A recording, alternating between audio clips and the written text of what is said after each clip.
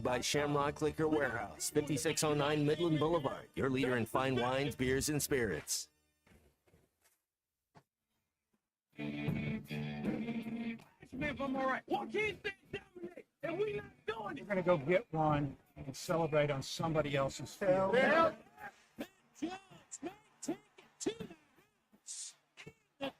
Both said you had very motivational words at halftime. It's halftime with Bill Olson and Matt Jones. From the bottom of my toes to the top of my head. What's my heart, dog? Let's go, man. I have zero respect for saying no moth at halftime. Even one Razorback. It's vintage Matt Jones. 1, 2, 3. Here we go. Right now, let's take the field. Call or text 877-377-6963. Now, here's Phil Olson and Matt Jones.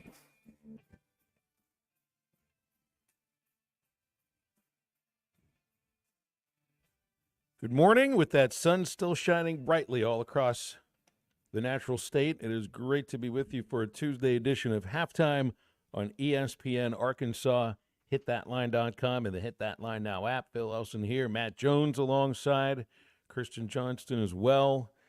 Day 6 of 55 straight days with football on television. And, oh, my goodness, Matt Jones, beautiful day. Another day in a bye week. It's not a day, I guess, necessarily. You know how you put like a personality on every day throughout a week of a college football season.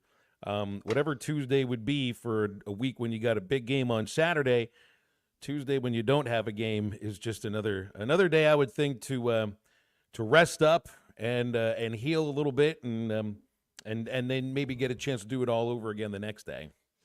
Oh my goodness! Happy Tuesday is right. Razorbacks 2-1 in conference play, but big news! JETS Jets. Yep. They let Robert Salah go. 3 years, not really getting it done. Man, it's I'll tell you this, Phil, and you know, 4 years of college ball, 4 years at the next level. Winning a game before your bye week, man, that's double sweet. It's something that you want to do when you're going through regular weeks, but winning a game before your bye week, man, that just kind of, I don't know, everybody, not necessarily that you relax, but you just feel, man, hey, we're doing something the right way. We know we're getting better. We know things are moving in a positive direction. Did you ever go through a mid-season coaching change the way that the Jets are? And by the way, they don't have a bye week right now, so I don't know who the interim coach is for your JETS Jets, but they've got to get a game plan together for a Bills team. They're one game out of first place. Off. The Jets win this game. They're in first place. I couldn't believe that I mean, you go to London, you lay an egg. They just really hadn't been. They got the same exact amount of points through 5 games this year as they did last year. Which shouldn't be happening. No, yeah, it definitely shouldn't be happening. It's nothing you ever went through before.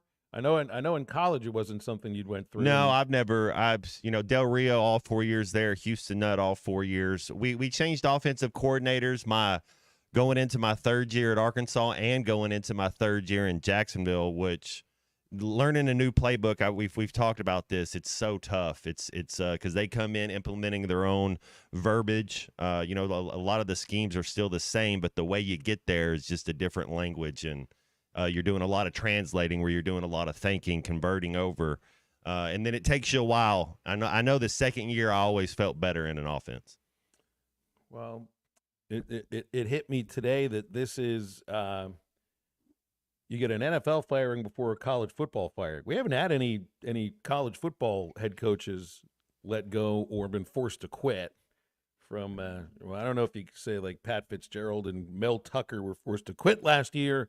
They were more just shown the doors for various reasons that might not have had anything to do with on-field results. Fitzgerald, I think that was before the season even started. Tucker was, I think, right about now, last year. It's about a year ago. When you would have had, I think it was the first of the in-season firings, and I don't think we've had any of those in college football yet. There's been some coordinators let go. Purdue fired Graham Harrell, the offensive coordinator, and then they went out and got smoked again. But I don't know. I think would you've expected by now that might have happened. The bottom would have fallen out. I guess if Florida wouldn't have picked up a victory over who was it, Mississippi State that they beat? Yeah, you would have had one in Gainesville by now because they would have had the bye week too. I've always thought. I mean, that's your excuse, not an excuse, but it's a chance to make a change and kind of let the settle in. dust settle for at least a couple of days. That's why it's. The Jets, not only are the Jets coming back from London, Matt, but they've got to get ready for an in-division game against the Bills this weekend. So, but that, I mean, sometimes you're always in well, you can't fire the players in the middle of the season, so you can fire the coach and try to get everybody's attention in that sense. Just feel a little bit like a coach versus quarterback thing too, because there were some awkward situations, I think, between Saleh and Aaron Rodgers. And I don't know, what was it the other day? Rodgers even had to say, "Yeah, we have a good relationship." It's when you start having to answer questions about it. I guess that's all you need to know. Well, they said, "Should you change your cadence? Can you go on too?" And Aaron's like, "Yeah, let's hold each other accountable." You get it, because at that level, you got to be able to go on too. You got to be able to change. You can't have 5 pre-snap false start penalties in one game. That was the most I think they'd in the last 5, 6, 7 years, whatever. But yeah. You got to be held accountable, and a young coach Aaron Rodgers is he's at the end of his powers. You saw Draymond Green at the end of his powers. He started punching Jordan Poole in the face. The athlete, once they get to the end, they get a little hostile, frustrated, whatever. They know they're not as good as they once was, but as good once as they ever was, and he's trying to do all of it. He knows his time's running out. And that media in New York. It's not like what the Arkansas media is. It can kind of exacerbate any problem, and take something that's good and just sort of break it down to the point where it's no longer any good. It's just and with Rodgers, I remember, what was it, 2 or 3 games ago, just looked outstanding against the Patriots and thinking, wow, I mean, that looks like the Aaron Rodgers of way back when. Then he goes out and for the first time in his career, 2 weeks later, throws 2 interceptions in the first quarter and, has to remind everybody after the game, that's not me. I never do that. Well, I mean, just like you're saying, near the end of the powers, and was that a mirage against the Patriots, or was that just sort of like a last gasp? It's like athletes in their 40s, they every once in a while they'll remind you of the things that they did that made them magical, but then you kind of revert back to being 42 or 43 years old and playing the most difficult position in the sport too. So, hey, if there's one thing that they do love in New York City, it's any kind of controversy, and it would be any kind of manager or coach firing in season. I mean, you think how many papers were sold when George was firing Billy Martin in the middle of the season like 2 or 3 times? Yeah, they live for that there. Fans live for that there too. Heck, sometimes it feels like they live for that all across the landscape of college sports as well. There was this regime under the Jets, whoever the owner is and however long he's been there, and the people running it. This is their first time they've fired a head coach during the middle of the season there. Well, they haven't won a Super Bowl championship or even played in one since Joe Namath in '69. So who knows? Maybe it's the right idea this time around. Could very well be the right idea this time around. Here's what we got going on for halftime for this Tuesday of a bye week, in which you get to kind of let the glow of a win over the number 4 team in the nation wash over you just a little bit longer. On this Tuesday, we'll talk with Bill King from Nashville Sports Radio in hour number 3. Alyssa Orange returns back to our airwaves in about an hour.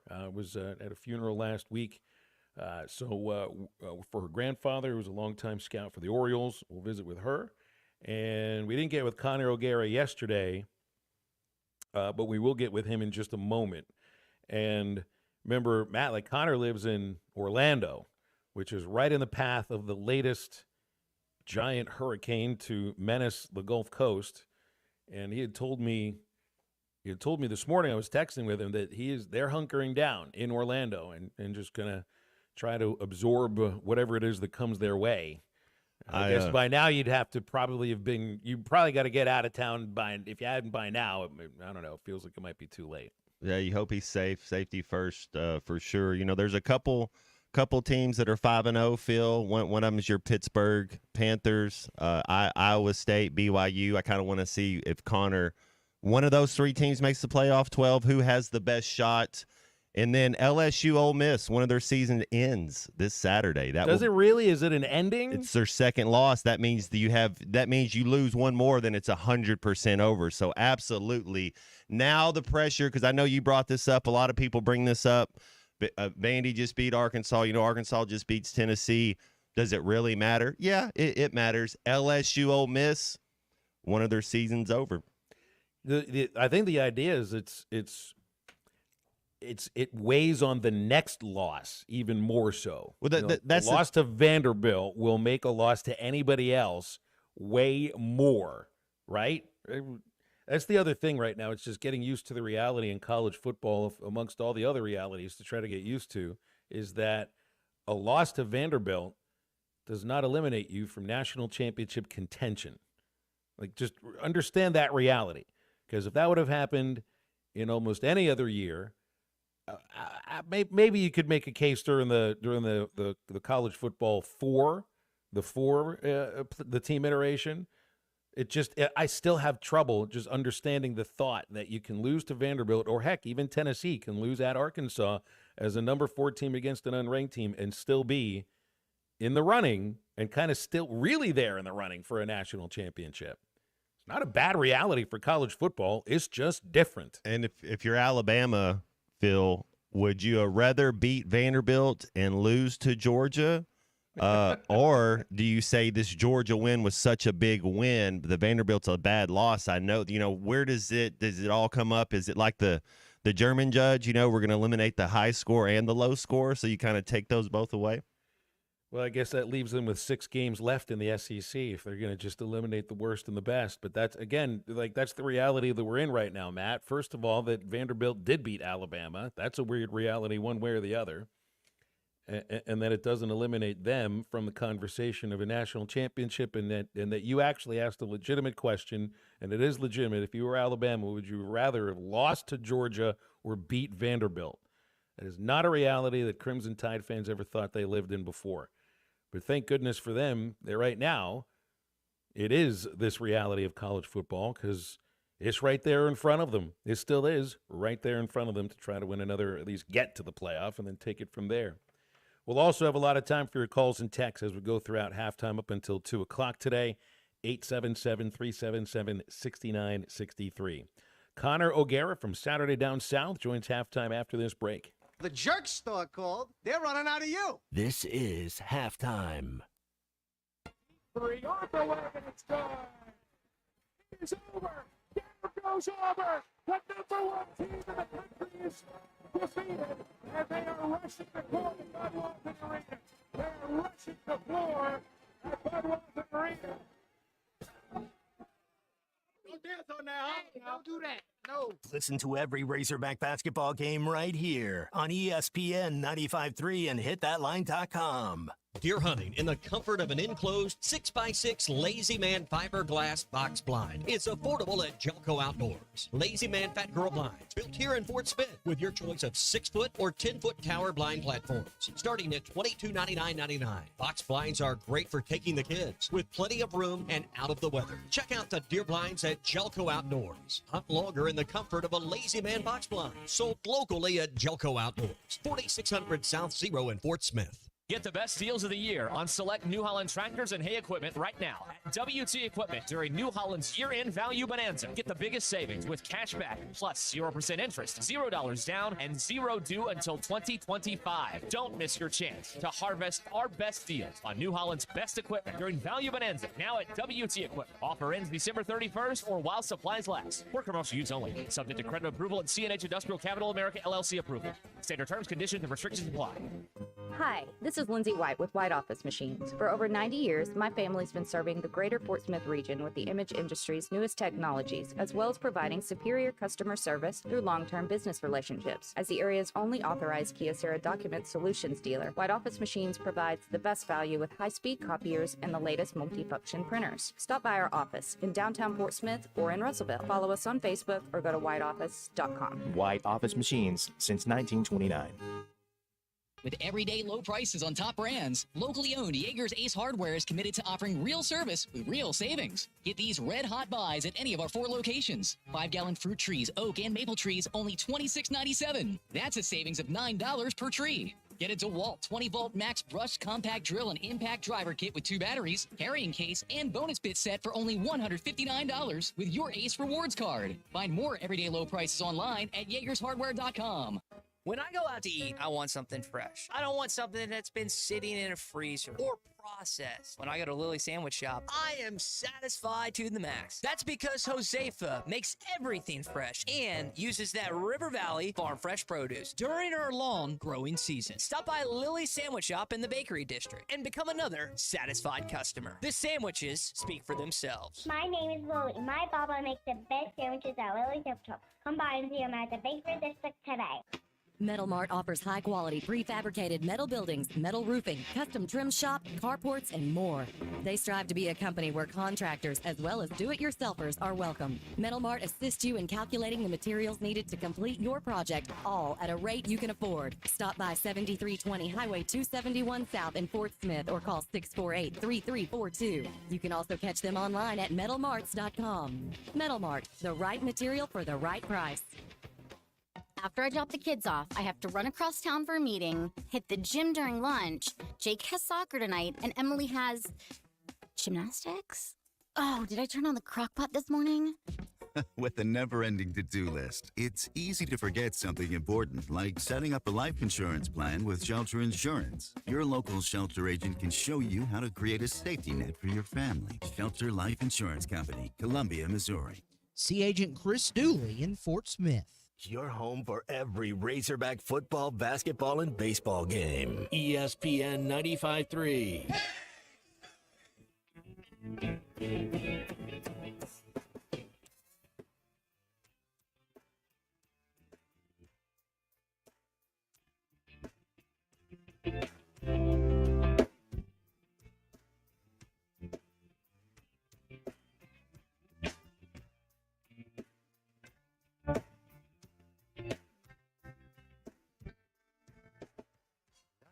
A bad disease.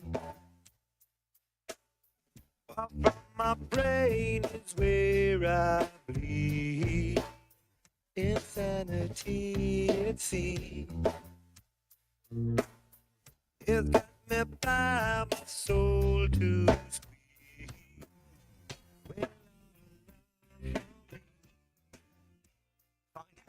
On 99.5 in Northwest Arkansas, 95.3 in Fort Smith in the River Valley, 96.3 in Hot Springs in Central Arkansas, 104.3 in Harrison and Mountain Home, and everywhere on hitthatline.com. Join the conversation. Call or text 877-377-6963. Now back to the hosts. Here's Phil Elson and Matt Jones. Usually we talk with Connor O'Gara on a Monday. We're going to talk to him on a Tuesday morning right now on halftime. We'll always appreciate the chance to speak with you, Connor, of course, national columnist, Saturday Down South. How you doing right now? We're doing all right. You know, it's hurricane prep is, for those who have endured it, is an anxious time, but, you know, it's something that you do get a little bit used to. I mean, I've been down here for 9 years, so I'd like to say I'm somewhat used to it, but yeah, Milton looks like a beast, an absolute beast. So we are taking all precautions within our home. But yeah, it's an anxious time. Definitely not my favorite thing to go through. Hopefully, well, we'll certainly be thinking of you as it comes ashore. Are you expecting what tomorrow morning, late tonight? We're actually expecting it to be more of like Thursday now. Is kind of the look. It's probably going to be like. Probably early on Thursday, and then, you know, we're just going to see what the damage is. But hopefully tomorrow is a relatively normal day. That's kind of the expectation now with the latest forecast. But yeah, I mean, it's when you're this far inland, it's more about like I don't want to lose power, or I don't want to have flooding, and hopefully no sort of property damage. But you know, so much of this is obviously out of our hands. Speaking of normal, that what was normal was it was a crazy weekend in college football. Vanderbilt beating Alabama, Arkansas beating Tennessee. Connor, which one of these programs does this, the Bama, Tennessee, which one of those losses hurts them more? I think it hurts Bama more than it hurts Tennessee because I think with Bama, you have this invincibility that has obviously followed the Nick Saban era, and it followed into the Kalen DeBoer era with what we saw them do a week earlier against Georgia. And to have the defensive performance that they showed was alarming. And yeah, maybe Bama will have better days on that side of the ball, but I mean, I don't know if you guys have seen the clips that have been going around about Malachi Moore, the two-time Alabama captain, the guy who was representing Alabama at SEC Media Days, but it wasn't good. It wasn't good, and it was sort of a microcosm for the day that was. And when you don't have Nick Saban on that sideline to be able to troubleshoot your defensive issues, you can have these bad games. Now, bad games, nobody ever thinks of those as losing to Vandy, but you saw a group that was totally unprepared, could not make adjustments, didn't have the discipline that you needed to be able to win that football game, and it wasn't really fluky. I mean, that's kind of the thing. It's like Vandy never let Alabama lead in that game, and they converted 12 of 18 on third down. I just think for Alabama, big picture, it was a lot worse than it was for Tennessee, who had a bad day at the office, but I do think that better days are ahead for the Vols. Well, there wasn't anything fluky about Arkansas's win over Tennessee, and what it was a masterful defensive performance by Travis Williams' unit, and an offense that for the first time held on to the football and did not turn it over. I think the second time this year, and Sam has said, I mean, and he's been saying it not just after the win, but even before it, that if the Razorbacks hold on to the football, he thinks they can play with anybody. And they certainly showed that against Tennessee. And I think it was really – I was just completely surprised. I think it says a lot about the game plan that's the first time that Heupel's been shut out in the first half as a head coach. You got to give this praise for Travis Williams is so worthy. And Sam Pittman as well, because the job that he's done this season, I think, needs to be getting more attention. But Travis Williams is somebody that needs to be running his program. I think that since he has shown up at Arkansas and made those improvements to a unit that was a disaster in the final year that Barry Odom was there, I continue to say that guy continues to perplex SEC offenses. And there are very few guys that are more difficult to perplex than Josh Heupel.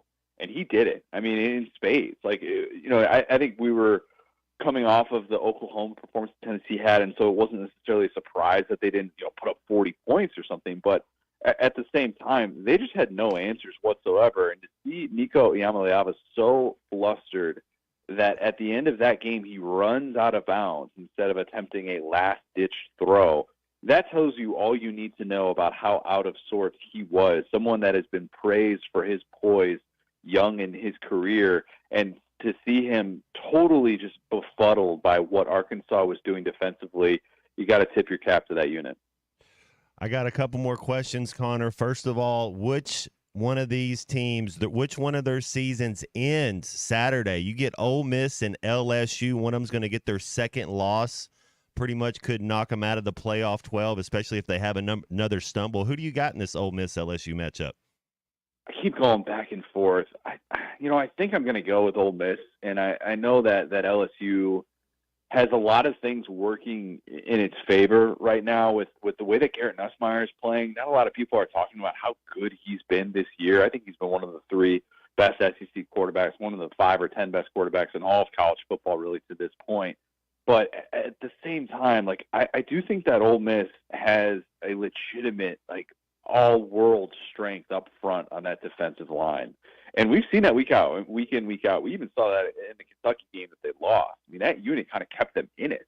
And I do think that group is going to be in for a unique challenge with what LSU has, future first-round tackle prospects on the outside, protecting Garrett Nussmeier. That's important. But, man, I can't imagine Ole Miss is just kind of out of this playoff hunt this early, because I don't think they're going to run the table in SEC play if they lose this game. And that's more so the issue, because, 10-2, you can go 10-2 and still make the college football playoff in the 12-team field, obviously.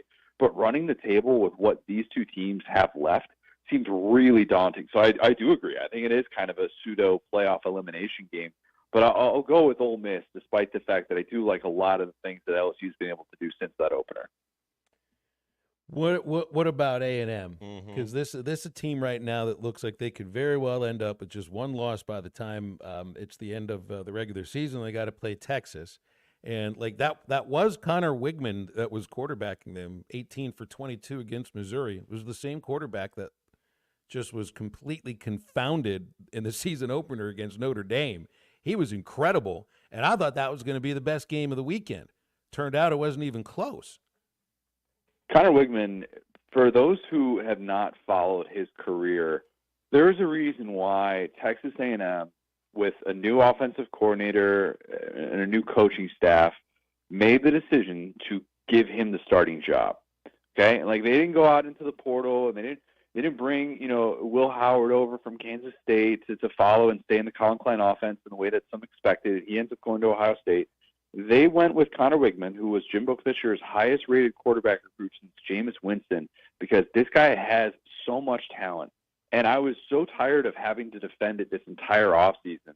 I've been like, man, before this guy went down, like he was really showing some signs that he was capable of being one of the better quarterbacks in college football. And in that season opener against Notre Dame, like he played poorly. Like let's not make any mistake about it. He also played poorly against what might be the best secondary in college football that Notre Dame has, with Marcus Freeman and Al Golden with 8 months to prepare. And the blitzes that they were throwing at that guy without an established go-to receiver, yeah, he didn't look good. And Marcel Reed looked better against lesser competition. No disrespect to Arkansas. But even Arkansas, you saw like the passing game wasn't particularly good for A&M. I mean, Noah Thomas made a really nice play, but outside of that, like they were limited offensively. And that's why Mike Elko went back to Connor Wigman. You saw it all come together in that game against Mizzou. Going up against Mizzou with 5 players on the defensive side of the ball lost to the NFL draft is a little bit different than going against that Notre Dame defense, and I thought it showed. Connor, I know it's.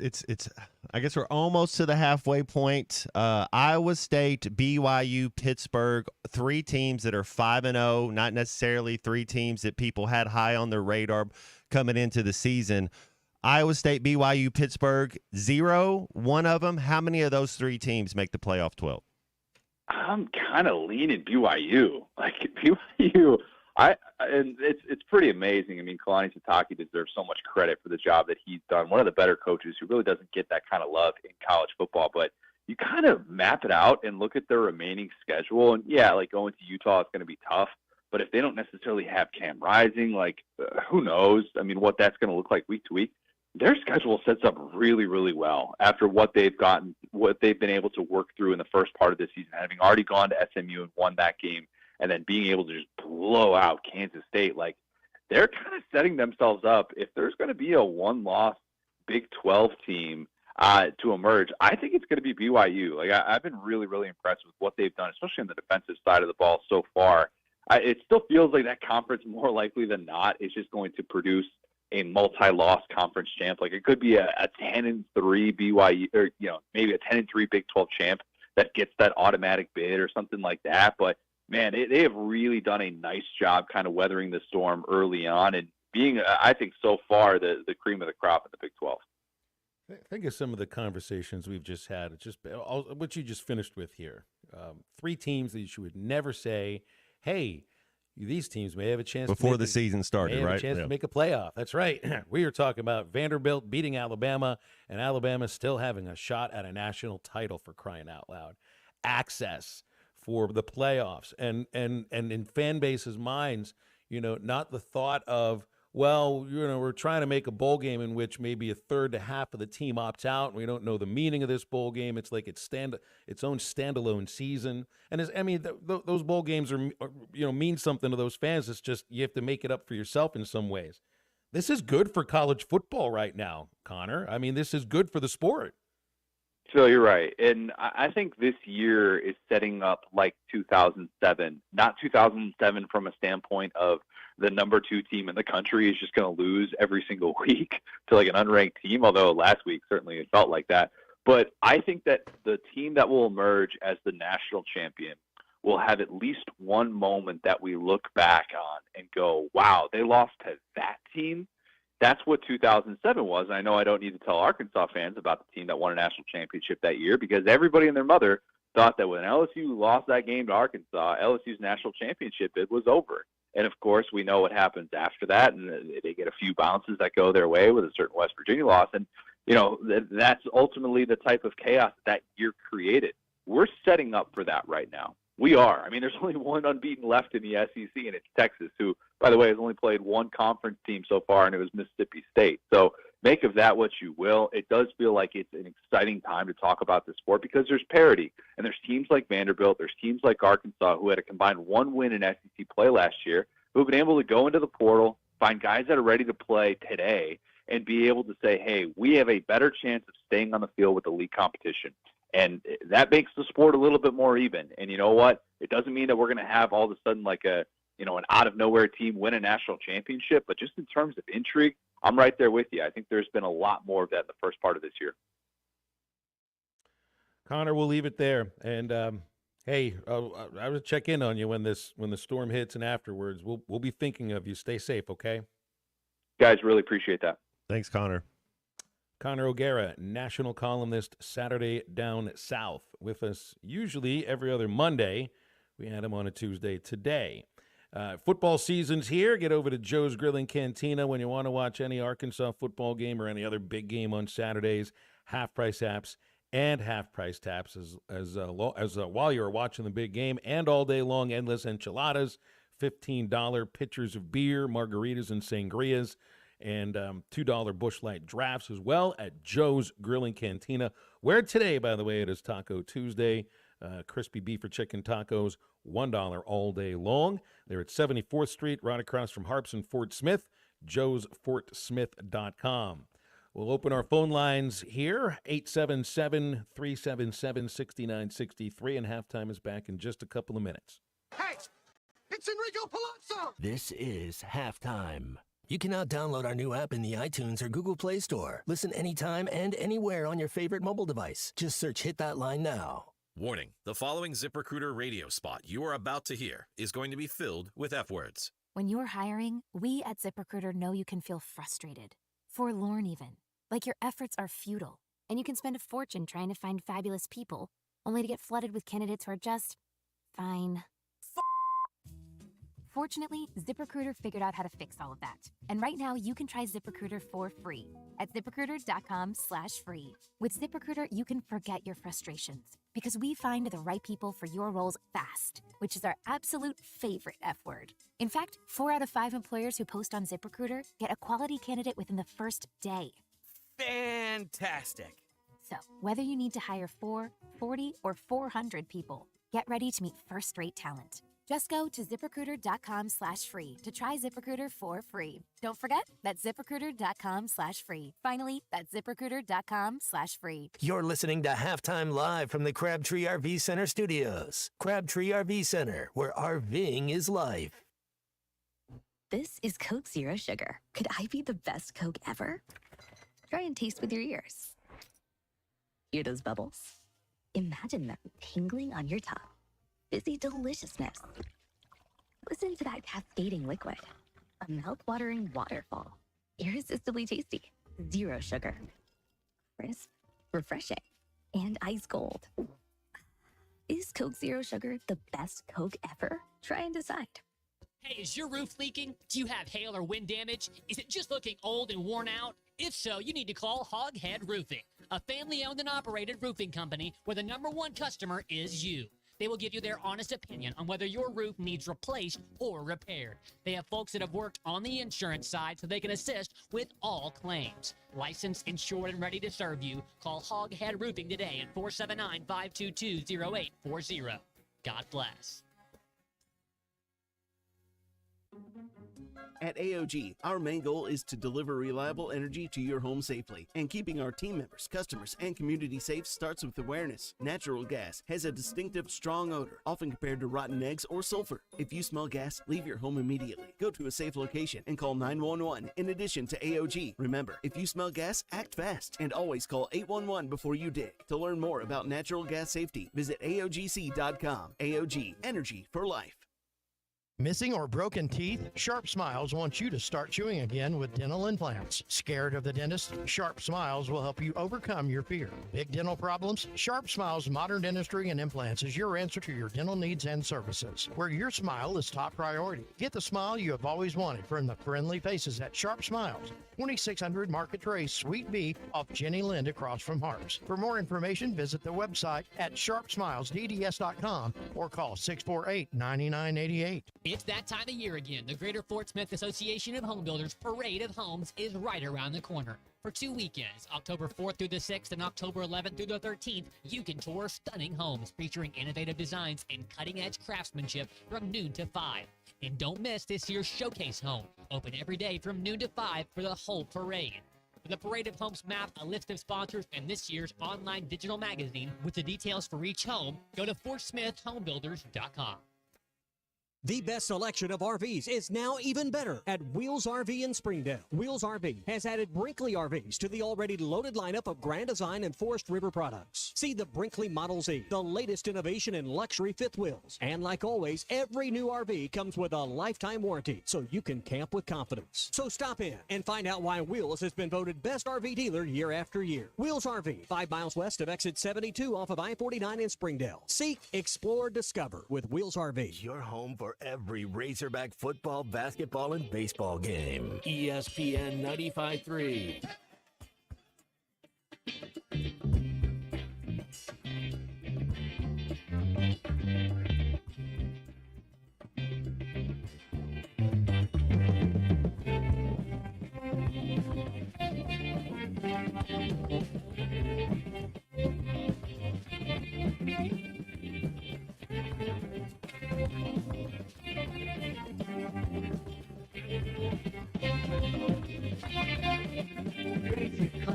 Move your feet, are you dead or asleep?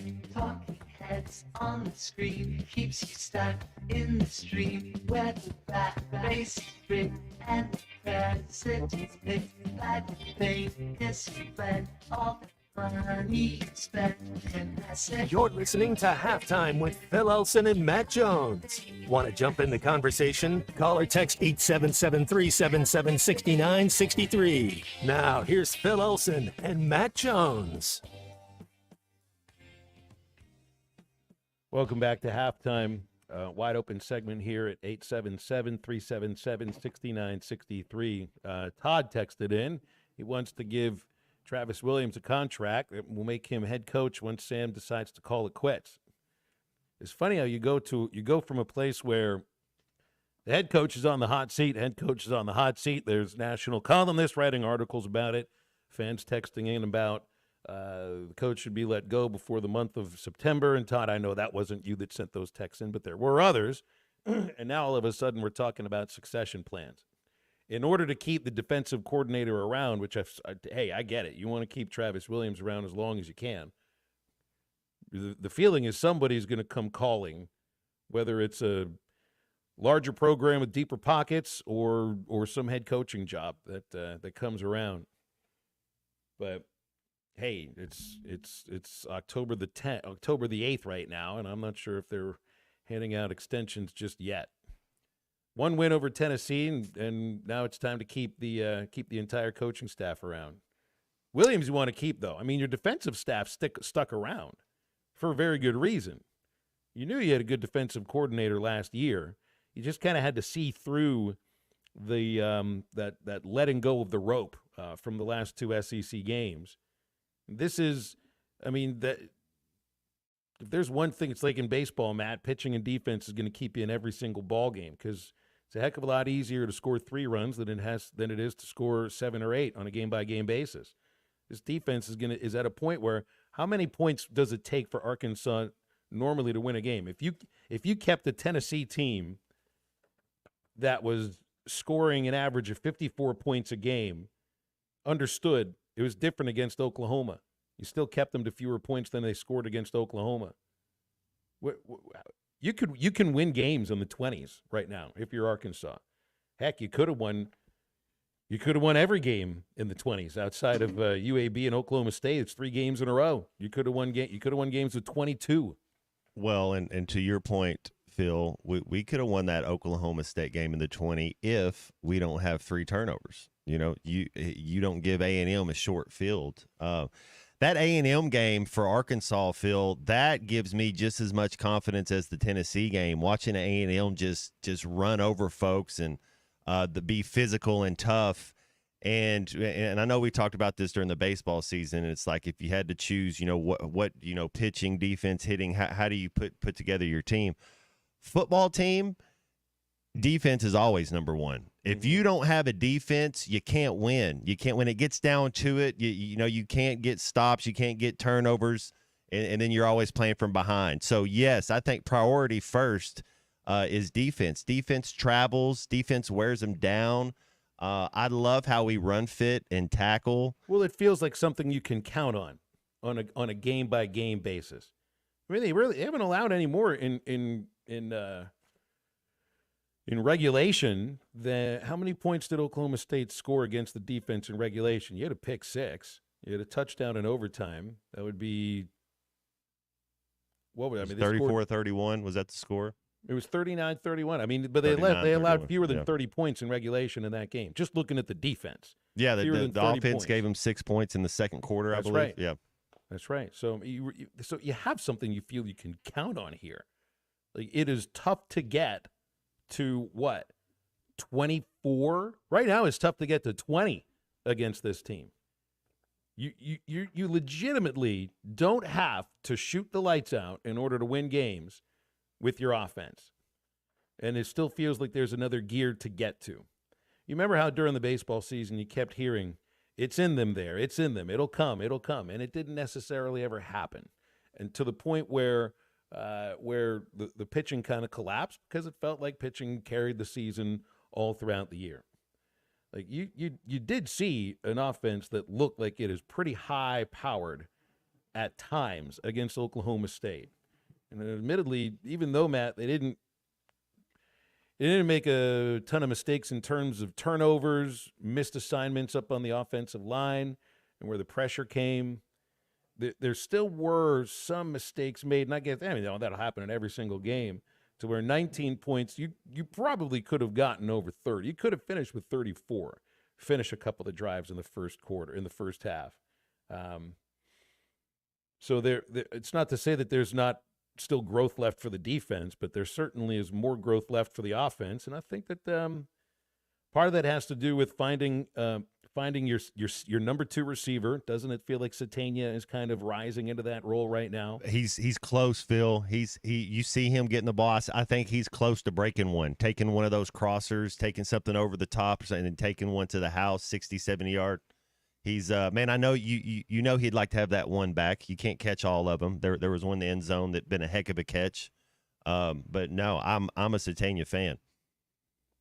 You know, you've found I think something in Braylon Russell to where there's a lot to grow off of there. I like what you saw from Rodney Hill before he went down with whatever the injury was that kept him out. I think right now they've got 4 backs they feel really good about. I mean, I shouldn't maybe not say that they'd feel really good about Dubinion, but he's not in game shape yet. Like I think you'd have to work him up a little, you know, give him 5, 7, 8 carries next game kind of work, but I don't know if he's there yet.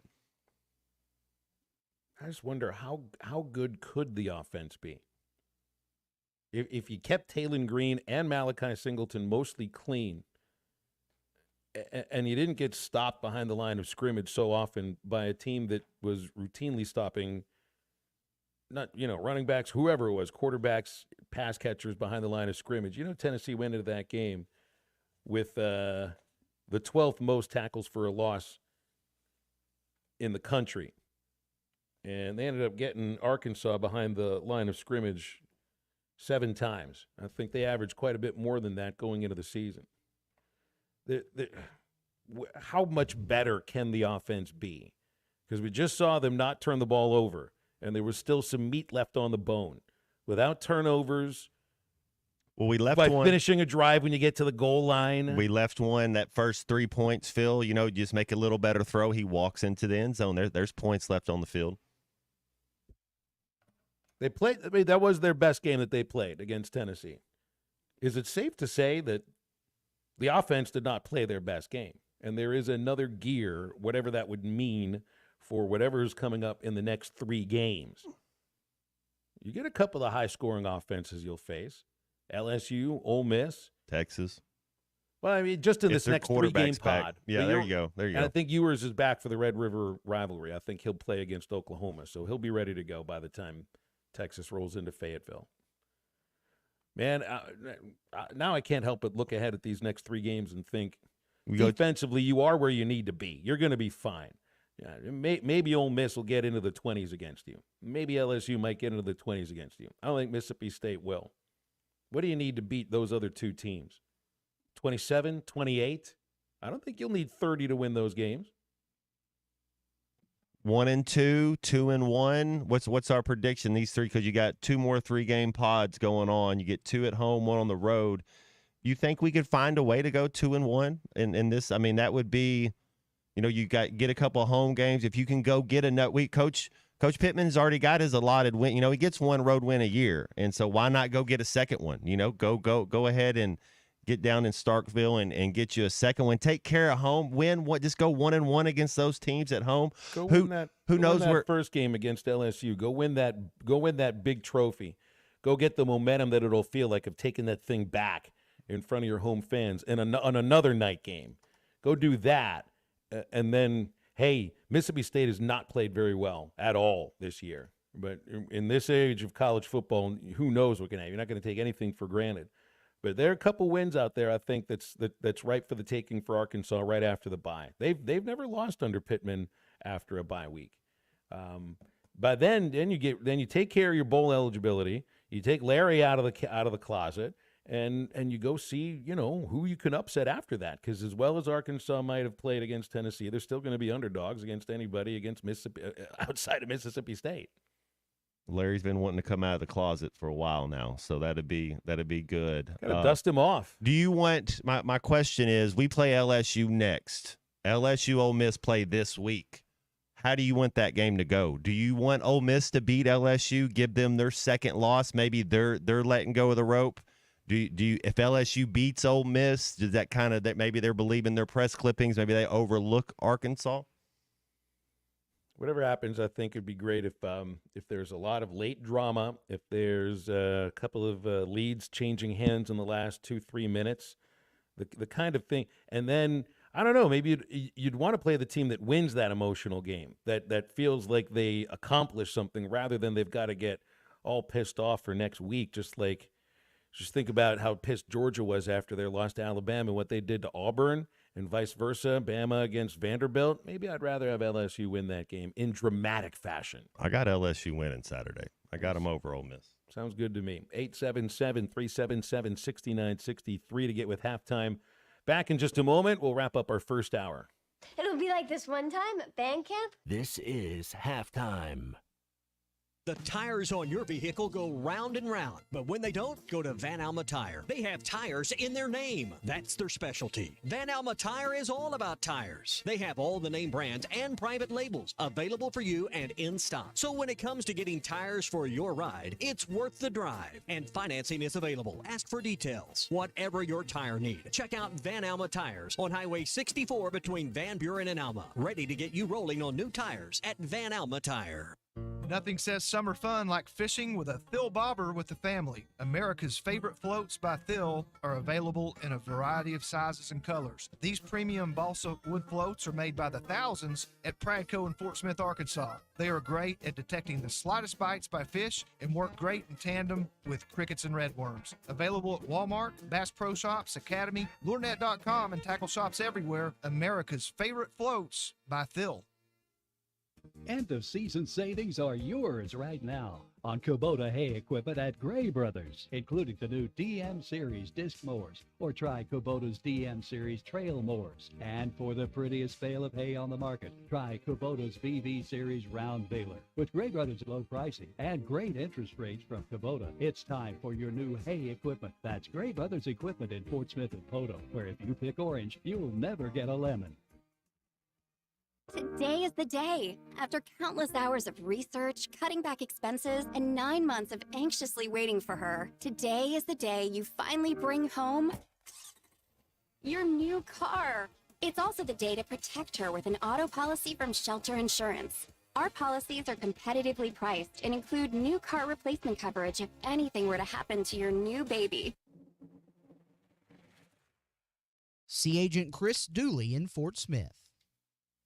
Precision Garage Door features the finest quality materials, installation, and service for all your garage door needs, including garage door repair and new garage doors and openers. Fully licensed and insured with the largest showroom in Northwest Arkansas at 1907 Town West Drive in Rogers and in Fort Smith at 416 North 10th Street. Call Precision Garage Door today at 844-PDS-DOOR or check them out online at PrecisionDoorNWA.com. Financing is available. Precision Garage Door, voted Best Garage Door Company of Northwest Arkansas and the River Valley.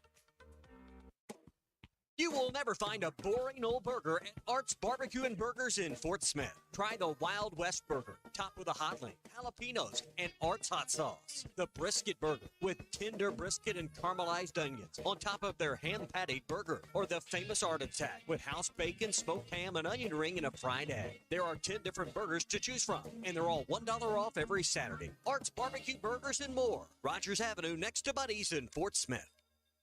Celebrate your pastor at the Solid Rock this month. October is Pastor Appreciation Month, and to help you celebrate, the Solid Rock is giving you a $5 gift card to give to your pastor with any purchase of $50 or more. And while you're there, be sure to check out the wonderful assortment of items that would make great pastor appreciation gifts. Celebrate Pastor Appreciation Month at the Solid Rock, the store that honors Christ all year long, off South 74th near Sam's Club.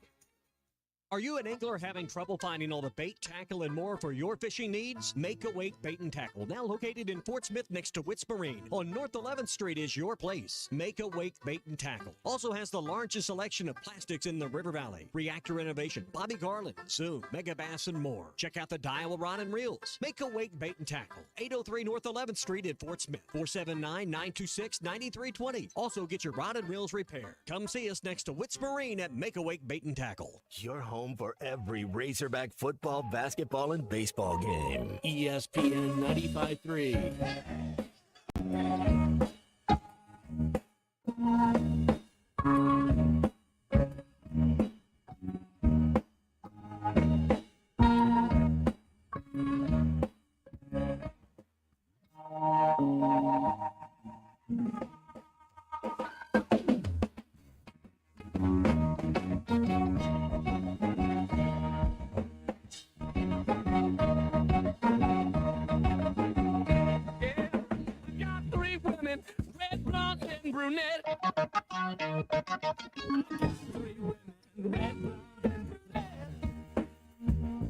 It took a digital photograph to pick which one I like. Till the break of day. But I stay up until the break of day. Welcome back into Halftime Live from the Crabtree RV Studios. Crabtree RV Center in Alma, where we make your dreams come true. Robert Saleh became the third NFL coach to be fired after losing a game in London, Matt. Dennis Allen was fired by the Raiders after losing in London in 2014. Joe Philbin fired by the Dolphins in 2015 after they'd lost at Wembley Stadium. There's a lesson to be learned. It is, don't lose a game in London if you're a head football coach in the NFL. You got to know how to get to your tea. I think that was a thing. He's a coffee guy. You gotta embrace. You know, when in Rome, when you're over there, man, drink some tea. Or London too. Big Keith is in the house. What's up, Big Keith? How are you? Big Keith up in the house. How you guys doing today? Matt Jones, what's up? Woo, woo, woo. Man, while they're over in London, they got to look out for them werewolves, you know? Benicio del Toro, Hopkins. Hey, I want LSU to be beat up. I want it to be a knockdown, drag out fight. Half their team that's injured, you know, just for that week, you know, that type of thing. Because you know, I want Ole Miss to beat them because they're LSU, dude. Number one, number two, I want their confidence to go down, you know. And then my question I had for you guys was, if we win out and we get to the Texas game, they're talking about, you know, our daytime games. You don't think they're going to switch that thing over tonight? the 11 o'clock game for Texas? I think November that's a 14th? second stay at 11 o'clock. That's penciled in as a prime time game. The 11 o'clock doesn't really mean a crappy game anymore. It's prime time, yeah. No, I know that, but I'm saying you don't think the TV station says, "Hey, we'll give you $20,000 or $50,000 to whoever is supposed to have the other game and switch you." You know? I don't think they will. Something tells me they had a reason for scheduling it when they did, and that there's probably some hard scheduling already. I mean, you could find whatever games are at night there, and it'd be kind of interesting to see what they are. But I don't think they would move. Yeah. All right. Well, we'll see. All right. Take it easy, guys. We live in the world where we're planning ahead. I mean, it's okay to plan ahead. I don't mind planning ahead. It's just 3 games. That's all it is. Winning out until the Texas game is just winning out the next 3. It's not too much to ask. Let's worry about this October 19th game. LSU's a breathing real. through the teeth told me everything I needed to know there. I think your boy Connor was talking a little bit about. I know he said he's taking Ole Miss in this one, but I like LSU's quarterback Nussmeier. I like their coach. They're gonna have talent. They're gonna be physical. It could go either way, but I got LSU over Ole Miss. There's 5 SEC games on November the 16th that already have their game times picked out. Texas, Arkansas at 11. Auburn and ULM, Kentucky, Murray State, Alabama, Mercer, A&M, and New Mexico State. So Arkansas, Texas is the only league game that's already been selected. Tennessee, Georgia, LSU, Florida, Missouri, South Carolina are the other 3 games, and they are to be decided. So my guess is ABC had their eyes on Tennessee, Georgia, and they very well may still. ESPN would have a night game to choose between LSU, Florida, Missouri, South Carolina. So there you go. Go 3-0 first, but go 1-0 first. Or just enjoy the bye week for at least right now. 877-377-6963 on halftime. And we are back right after the top of the hour.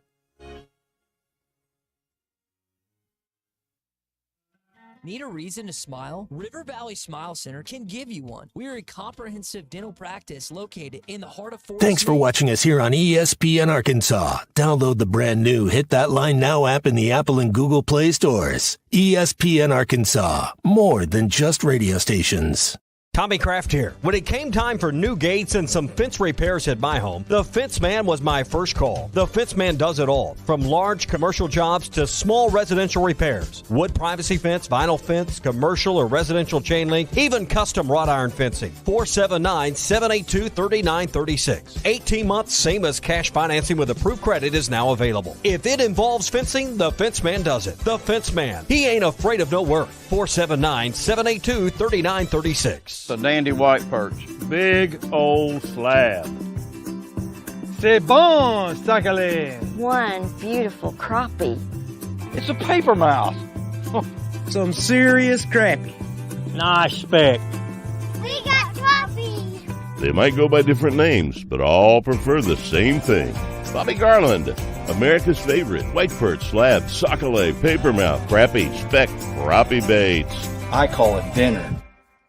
BetOnline is the world's most trusted betting platform and your number one source for everything football. From the preseason NFL to college kicking off, BetOnline has every stat, every matchup, and even live odds and spreads while the games are being played. Think you know a $300,000 NFL Survivor pool for the upcoming season? When the game is over, head over to our online casino and get in on a game of blackjack or poker or unwind with one of our over 150 slots games. Head to the website today and use promo code BELIEVE and get in on the action. BetOnline, the game starts here. Hey, ESPN 96.3 and HitThatLine.com. Have you been to Swark Liquor? Trey Gentry and his team have a phenomenal spot. It's the first liquor stop in Arkansas for our Dallas and Texas fans traveling up to the hill. So if you're heading to Fayetteville, the lake, a cabin weekend, hunting, fishing, or any other activity you need your favorite drink, stop by Swark Liquor. And check out their apparel too. You'll want to wear it. Swark Liquor, 864 East Collin Ray Drive into Queen, Arkansas. Swark Liquor, we promise to keep them cold for you. Thanks for watching us here on ESPN Arkansas. Download the brand new One.com. First Financial Mortgage, in the business of you, equal housing lender. ESPN Arkansas weather. For today, lots of sunshine. Our high temperatures this afternoon in the middle to upper 70s. Nice and clear tonight. And overnight low in the middle to upper 40s. Wednesday, sunshine, upper 70s to low 80s. And then Thursday, we should see sunny skies. A high right around 80 to 85 degrees. I'm Sally Russell with your forecast on ESPN Arkansas. The weather is brought to you by Forest Grain Incorporated, committed to setting the standard of excellence since 1936. KERX Paris Fort Smith.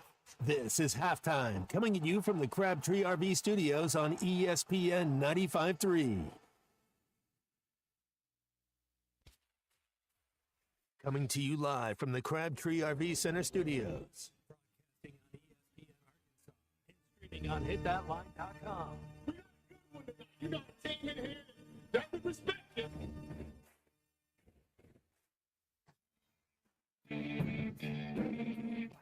I'm all right. Why can't they dominate? And we not doing it. We're going to go get one and celebrate on somebody else's field. Well, take it to the house.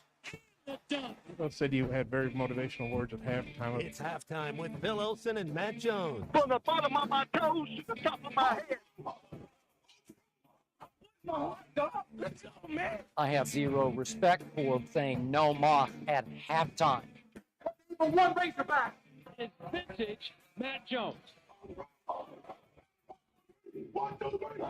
Here we go. Right now, let's take the field.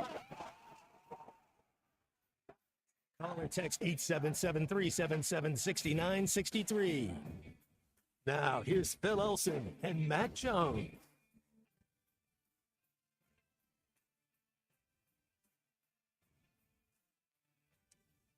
Moving along, halftime on ESPN Arkansas, hitthatline.com into our second hour, 1 minute after 12 o'clock. Phil Elson, Matt Jones, Christian Johnston producing. Pig Trail Nation's Alyssa Orange coming up in about 15 minutes here on day 6.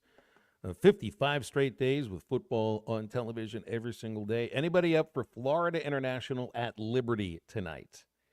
That would be your game on CBS Sports Network.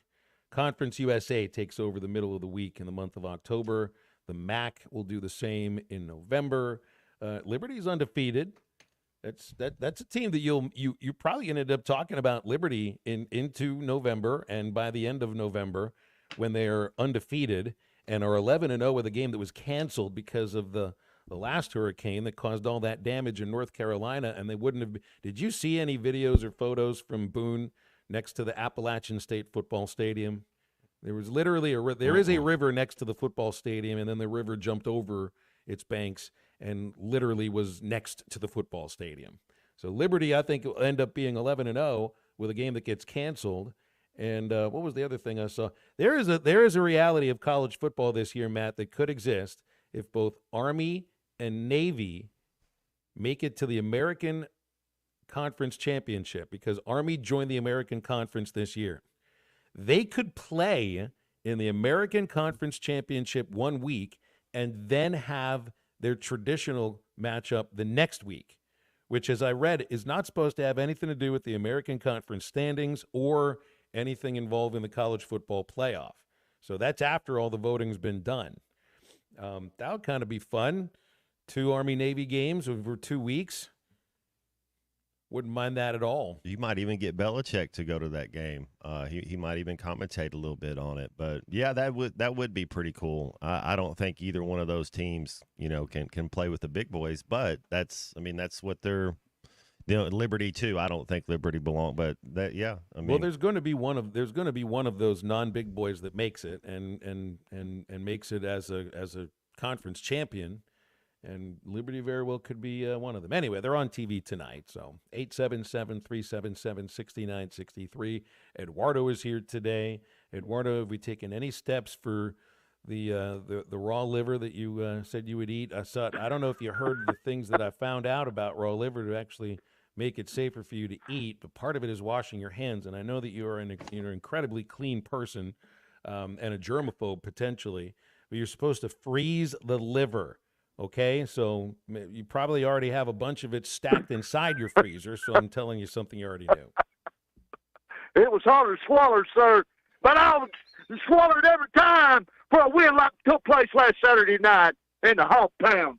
But what I'm calling in today, sir, I can see a new horizon for our football program, our coaches, and our passionate fan base. And as I defined it this morning, what is a new horizon? Well, it's starting over again and spinning one's view of life and looking for new goals and challenges to conquer one's opponent. Of course, a spiritual meaning of New Horizon, and just simply this: discovering your purpose and potential and possibilities. I think our players and team this year, last Saturday night in the Hop Pound, are discovering their possibilities. And you know the song I cranked up today to get me pumped up? I went to the Rolling Stones, Start Me Up. So crank it up. And we got the Bengals of Baton Rouge, and nothing makes me happier to get a game on with the Bengals of Baton Rouge. I think you even have an eternal flame for the Bengals, Eduardo. Or maybe you meant the Bengals, but I'm going to say it's the Bengals. Well, the Bengals have beat the Tigers. We're going to welcome in the Hall Pound and what games we've had against them, what rivalry we have against the Tigers of Baton Rouge. Let me say this. I believe this team is fighting for you, and I believe we're going to go on. I made a prediction before the season started. I'm going to stick with it, but I'm on up. I said 8-4, but I'm going a little higher, baby. So get on the hot train because that whistle is really starting to gain momentum, and it's starting to blow. Eduardo, that's a very loud whistle that you blew without even blowing it, and it's always great to hear from you. Be very safe with that frozen raw liver, and thank you for listening to our show. What would it be called if you take an already very rosy preseason projection and then think it's going to get better? Is that called sweetening the Kool-Aid? I guess Eduardo must have some sweet Kool-Aid, but the fans who did not pick, 11-1 or 9-3. That might have even taken a modest yet still rosy projection for the season of even 7 or 8 wins. I don't think you can't help but at least let your mind run wild here, because I don't think there was anything fluky about the win over Tennessee. In fact, I think there was more about some flukiness to the loss against Oklahoma State. To be the one team out of the last, 5 years that had gained 650 yards, outgained an opponent by 250 and still lost. The only team to have done that in the last 5 years, that's where the fluke was. That's the fluke. It wasn't the win over Tennessee. There is nothing fluky about this team's wins. They're going to be in every game. 6 games left, 8 weeks. You get 2 byes, and you have to prepare for LSU. You get 2 weeks to do that. You get 2 weeks to prepare for Texas, which may be the most talented team in the country. You get one of the best defensive coordinators in the nation to try to handle those 2 offenses. They're going to be in every single game they play, Matt. You might not like the outcome, but it's a legitimate SEC team. Defense travels. Yeah, it's they only get more fast and more furious. Each time you win a game, there's a little more that goes into it. They remember in November, but you got to win some games in October if you want to make it to November. And I'm just happy for the guys so much that they won. They competed. They fought hard. Aesthetically, everything you look at, it's like, man, we look like we got a pretty solid ball club. And so happy that they get the victory. And let's just wait a couple more weeks before we start talking about basketball. We got all year to talk about this basketball team and how good they are. But I like it when the football team's pretty good as well. I wanted to ask you about what you thought of this situation with Malachi Moore, the defensive back for Alabama, who, man, I mean, he really did. He did cause quite a stir on the field without any of it having to do with anything he did in the middle of a play. What did I see? Did he step on Diego Pavia's head? Refused to come off the field when even you could see Kane Womack, the defensive coordinator for Alabama, like walking out onto the field. He had sent a defender out there to substitute in for him. Moore, who was one of the captains of this Alabama defense, waved the substitute off. That kid ran off the field. The next thing you see is Womack walking out onto the field. It'd be like, get off the field. Come here. And Moore waves him off. And then, near the end of the game, and the game's already decided, but Vandy still has to take a knee or two, and he rips his mouthpiece out and fires it. I mean, throws it across the line of scrimmage. All this on, right there on national television for everybody to see. And DeBoer says yesterday, Matt, he will not suspend him, and defended him even a little bit too. Wow. Yeah. They said it was, I mean, it's not the way that you're supposed to act and all of that, but they did say, I mean, they said a lot of good things about him. Yeah. I mean, talent helps you get away with stuff, I guess.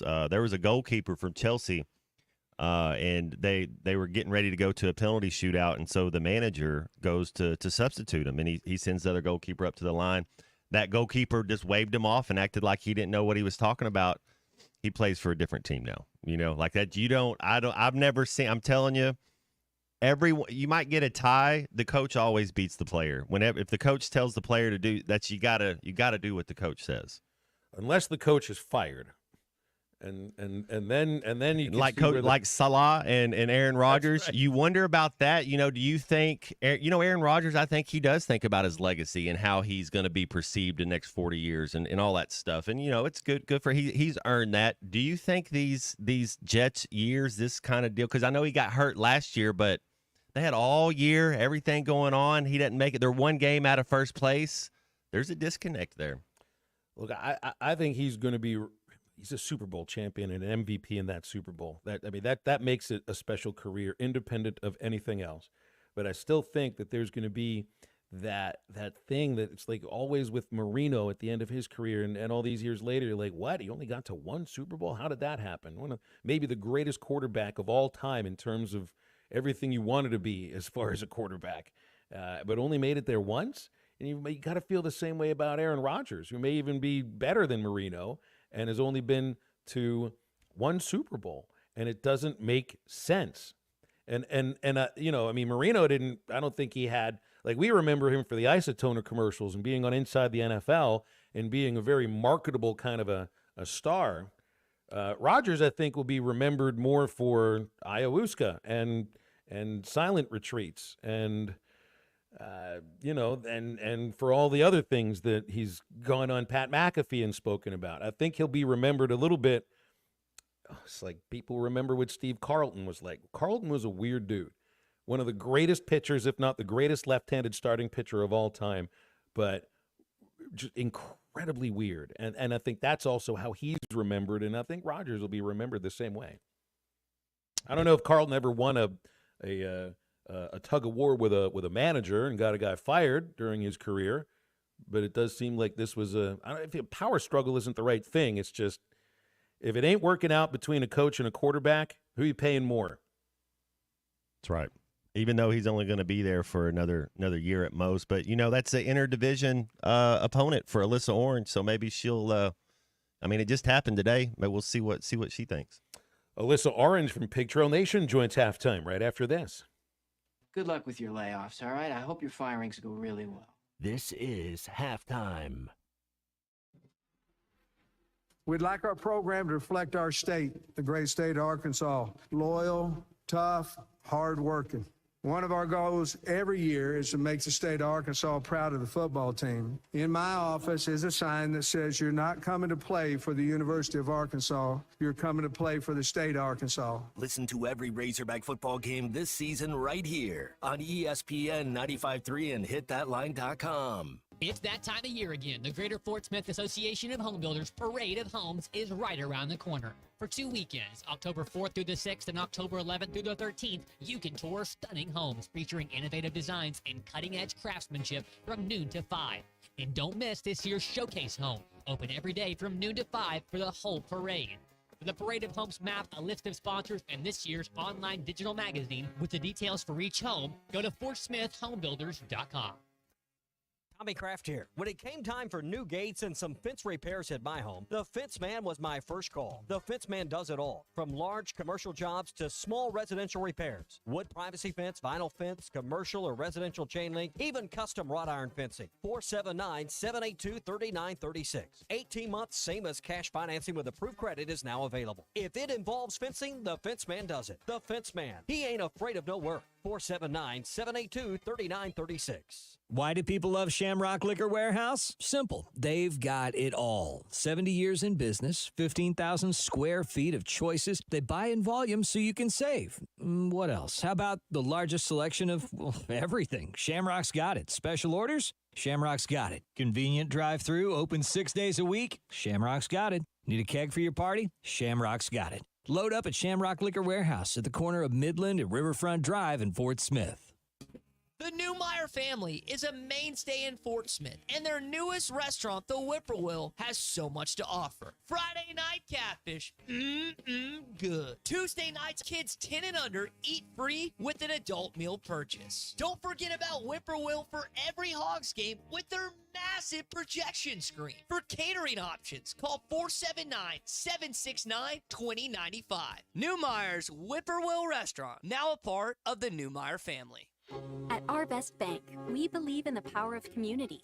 That's why we recognize, serve, and support communities of all kinds. From small towns to big cities, business startups to large companies, young families to seniors, and those with shared backgrounds and interests. We value your contributions and are proud to work alongside you because every community deserves a financial partner who cares. Our Best Bank. We believe. Hey, Ty Richardson for Jam Mart. Jam Mart is always trying to save you money, and that's why they partner with Valero. Hook up your checking account to the Valero Pay Plus app, and you'll get 10 cents off a gallon, plus other special deals on holidays and more. Jam Mart and Valero, passing on the savings to you. Now available at the 3 Fort Smith Valero Jam Mart locations. And stop by any of the 6 Jam Mart locations in the area. Jam Mart, the leading gas station and convenience store in the region. The Wave Rural Connect Shoal Creek Zone is open. Fast fiber internet, TV, and home phone available. This covers Midway, New Blaine, Scranton, Delaware, and other areas. Even if this isn't your zone, check your address. We might be available for you. Get your whole home solution. Internet, TV, and phone from a local provider. Go to signup.waveruralconnect.com or call 1-833-492-8372. Arkansas Valley Electric and Wave Rural Connect, changing the communities we serve. Your home for every Razorback football, basketball, and baseball game. ESPN 95.3.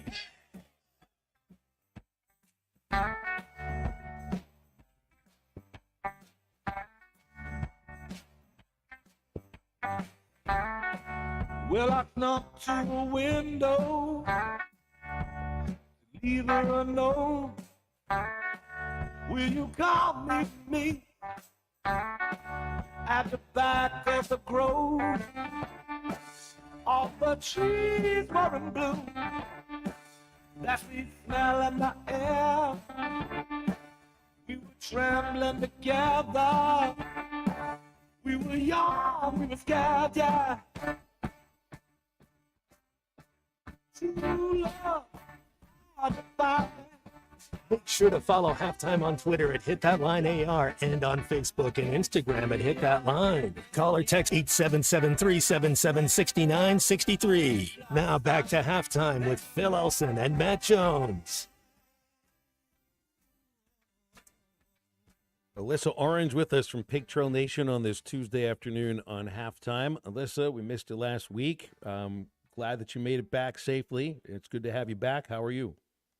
Thank you. I'm doing well today. Doing well. I think everybody is kind of feeling the same way after that win on Saturday, but ready for this bye week. I think we all needed it.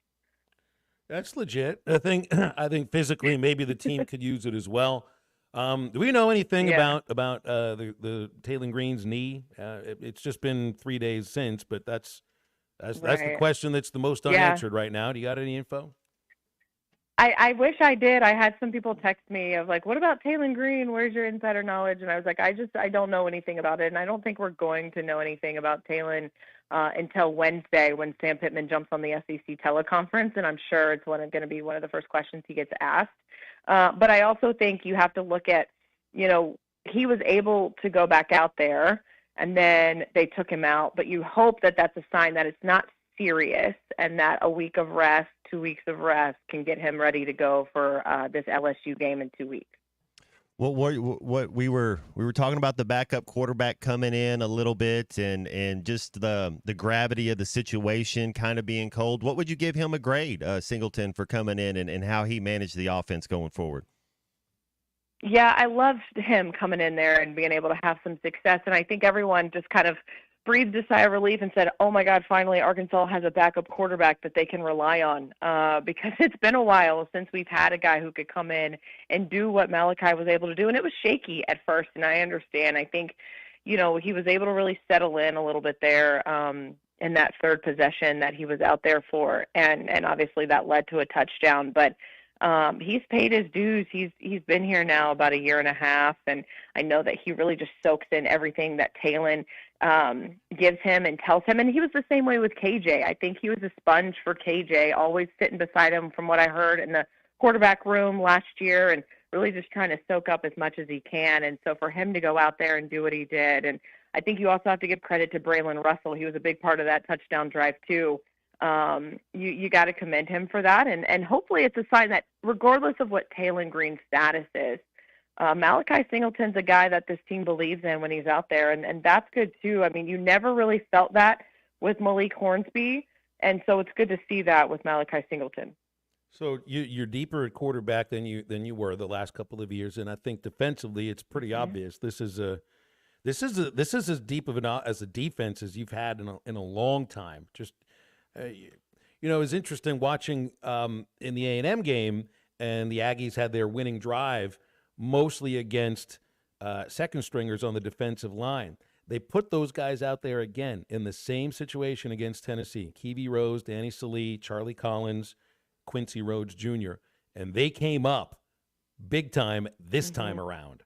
The defensive line depth is noticeable, and then you see where they were letting tackles. It was from guys that they brought in to play linebacker or that hybrid star position, the hog position after spring ball. Larry Worth, Steven Dix. And some of these guys aren't even starters either, Alyssa. It's just the defense is as deep as I've seen it here in a long time. Yeah, it is. And I've never been happier to be wrong about something than I am with this defensive line, because I just didn't know exactly how quickly they could get it together in that short amount of time, especially that turnaround from Texas A&M into this Tennessee game. And so it was really good to see those guys, because you want Eric Gregory to have success and Cam Ball and Landon Jackson, but some of those younger guys as well to be able to come in and have some success. And then you look at what they were able to do defensively on the back end as well, just really being disruptive and not letting Tennessee get into a rhythm and keeping them off balance. And Travis Williams says this all the time. He says, we don't have starters, we have standards, right? And I think we saw that. I think that was so evident where you could plug guys in so quickly and it didn't drop off from a talent standpoint. And so the consistency is what I'm questioning. I mean, you get up for games like Tennessee, not that they didn't get up for a game like A&M, but it was different, right? It felt different. So can they repeat that in 2 weeks when LSU comes into town for a night game? Alyssa, with we had talked so much this week about having 0 turnovers. That might be the best number we could have talked about. Where does this offense go forward now that we know that we can compete and not turn the ball over and beat ourselves? How do you see these next 6 games going? You think 4-2, 3-3 could be something for us that could be attainable? Wow, yeah, I haven't even thought that far ahead, but I think so. I think you've now been able to see that this Arkansas team can compete and play against anybody in the country when they're playing well and they're not turning the ball over and the offense is working. I think offensively, they still just have to spread the ball more in the passing game, and Talon has got to be able to kind of go through his reads. I mean, there was even a couple of plays where like Isaac Tesla was wide open in the end zone on the 3rd down, and they ended up having to kick a field goal, and they missed the field goal. And so it's just like those kind of things still, I think, is where they need to continue to get better on the offensive side of the ball. But, it was almost kind of like a good sign. You had Tyrone Broden finally catch a pass in, 3 games? And so maybe this is a good sign that things are moving forward. I think you can beat LSU. I'm interested to see what they look like against Ole Miss this weekend. You've got Texas and Ole Miss, and those are going to be hard, but you can beat Louisiana Tech, and you could probably beat Missouri. We'll see where they go after their loss to Texas A&M. So, yeah, I think you can win three games here in this final 6-game stretch and go 3-3, and at least have 7 wins, which 3 weeks ago I was still looking for win number 6. So it's good to be able to see that, okay, they can win 3 more. They can finish with 7 wins, and what kind of bowl game does that get them to? You know, I've just enjoyed the conversation in the last couple of days of why did Arkansas win a game instead of why did they lose a game or not play as well against an opponent like UAB that you think they should beat by 35 and end up with a 10-point win, and you end up making excuses for a victory. It's just we haven't had this conversation in a long time, especially against a good team, and hadn't beaten a team that's going to make a bowl game since I think Ole Miss in 2022. So I just, I mean, look, I want more of these. Feels good, I want more of Phil. these. It leaves you wanting more, doesn't it? It does. It feels good. It really does. And I think we've all been around the program for a really long time and have seen a lot happen, right? And we're so used to talking about the almost and the what ifs and the missed opportunities, because that's just how things have gone for Arkansas lately. And so to go into a bye week with this win, like, how do we continue from our perspective to capture that momentum and keep it going? And even Saturday night when we were leaving the stadium late at night and we got back to the office and we were trying to put up a bunch of stuff on social, I looked at our team. I was just like, this doesn't happen, guys. Like, this is a big deal. Like, I promise you, we're going to go have a drink, because we deserve a drink too after what happened on Saturday. And it's just a good feeling. I mean, even Eric Gregory said it. He was like, I have gone into so many bye weeks off losses, and it's not fun. And to be able to take this win into a bye week feels different. And I think it's going to change things. And I think he's right. I think we're just going to feel different about this team from here on out the rest of the season. All right. I have not watched a lot of the playoffs. I missed on this last night because I was at a Little League game. What was going on with Manny Machado? He threw a ball at the dugout yesterday against at the Dodgers dugout, and may have thrown it with intent towards Dave Roberts. I mean, what is going on here? Yeah, I didn't see that second game either. I was following along on Saturday to the first game that the Dodgers won. The second game on Sunday, I did not watch. They were off yesterday because they'll play in San Diego tonight. And how about Walker Buehler back on the mound, guys? That's a big deal. But Manny Machado is just one of those guys that you just like love to hate, because he's just a pain in the butt. But that's just who he is, and that's kind of it's. I'm not going to say he's like Yasiel Puig, but it was one of those things where like you love him when he's on your team and you hate him when he's not. And he just is a fire. And I think obviously being with the Dodgers for a season and all of the hostile just back and forth with him and the Dodgers, now that he's with the Padres, it just gets amplified during the playoffs. So that doesn't surprise me that he acts like a child, but it's fine. Alyssa, I saw your Dolphins come back from behind to get a victory, and then I see. No, it was good. I was into it. Then How about that? I see the Jets one game out of first place. They get the Bills next, fire their coach. Was that kind of expected? I mean, I know from afar, because you like that division, you kind of keep up a little bit with it. But what were your thoughts with Salah? And that blew my mind today. And I'm so curious as to how much, you have Aaron Rodgers over there. Like, what is going on inside the Jets organization? I have no idea. I don't know why that was such a thing that needed to happen right now, because when you look at the AFC East, I mean, the Bills just lost, but I mean, the Bills are the best team in that division, but the Patriots and the Dolphins are still trying to figure things out. I mean, Miami's winning games by the skin of their teeth, barely. They looked terrible on Monday Night Football last week. And the Patriots are doing the same thing. I mean, we joked in the office, like, it's 2024 and you've got Tyler Huntley and Jacoby Brissett leading the Dolphins and the Patriots. Like, what is going on?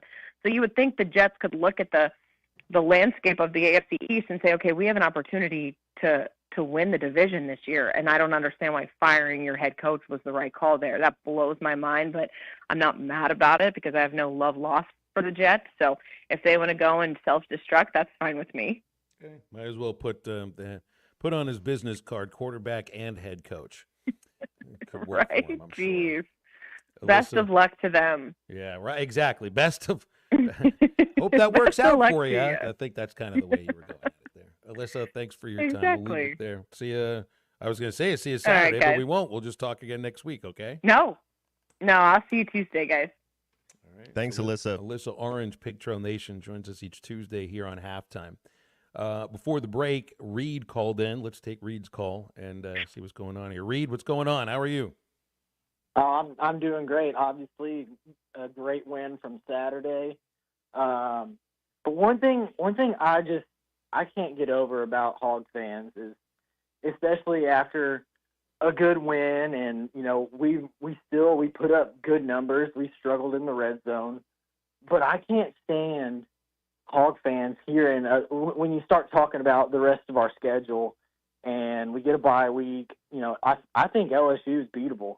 They do pass the ball well, but I'm a big analytics person, so you look at their numbers and on defense, and their defense is not good. They're thin on the secondary, but I feel like saying 9-3 is not it's attainable.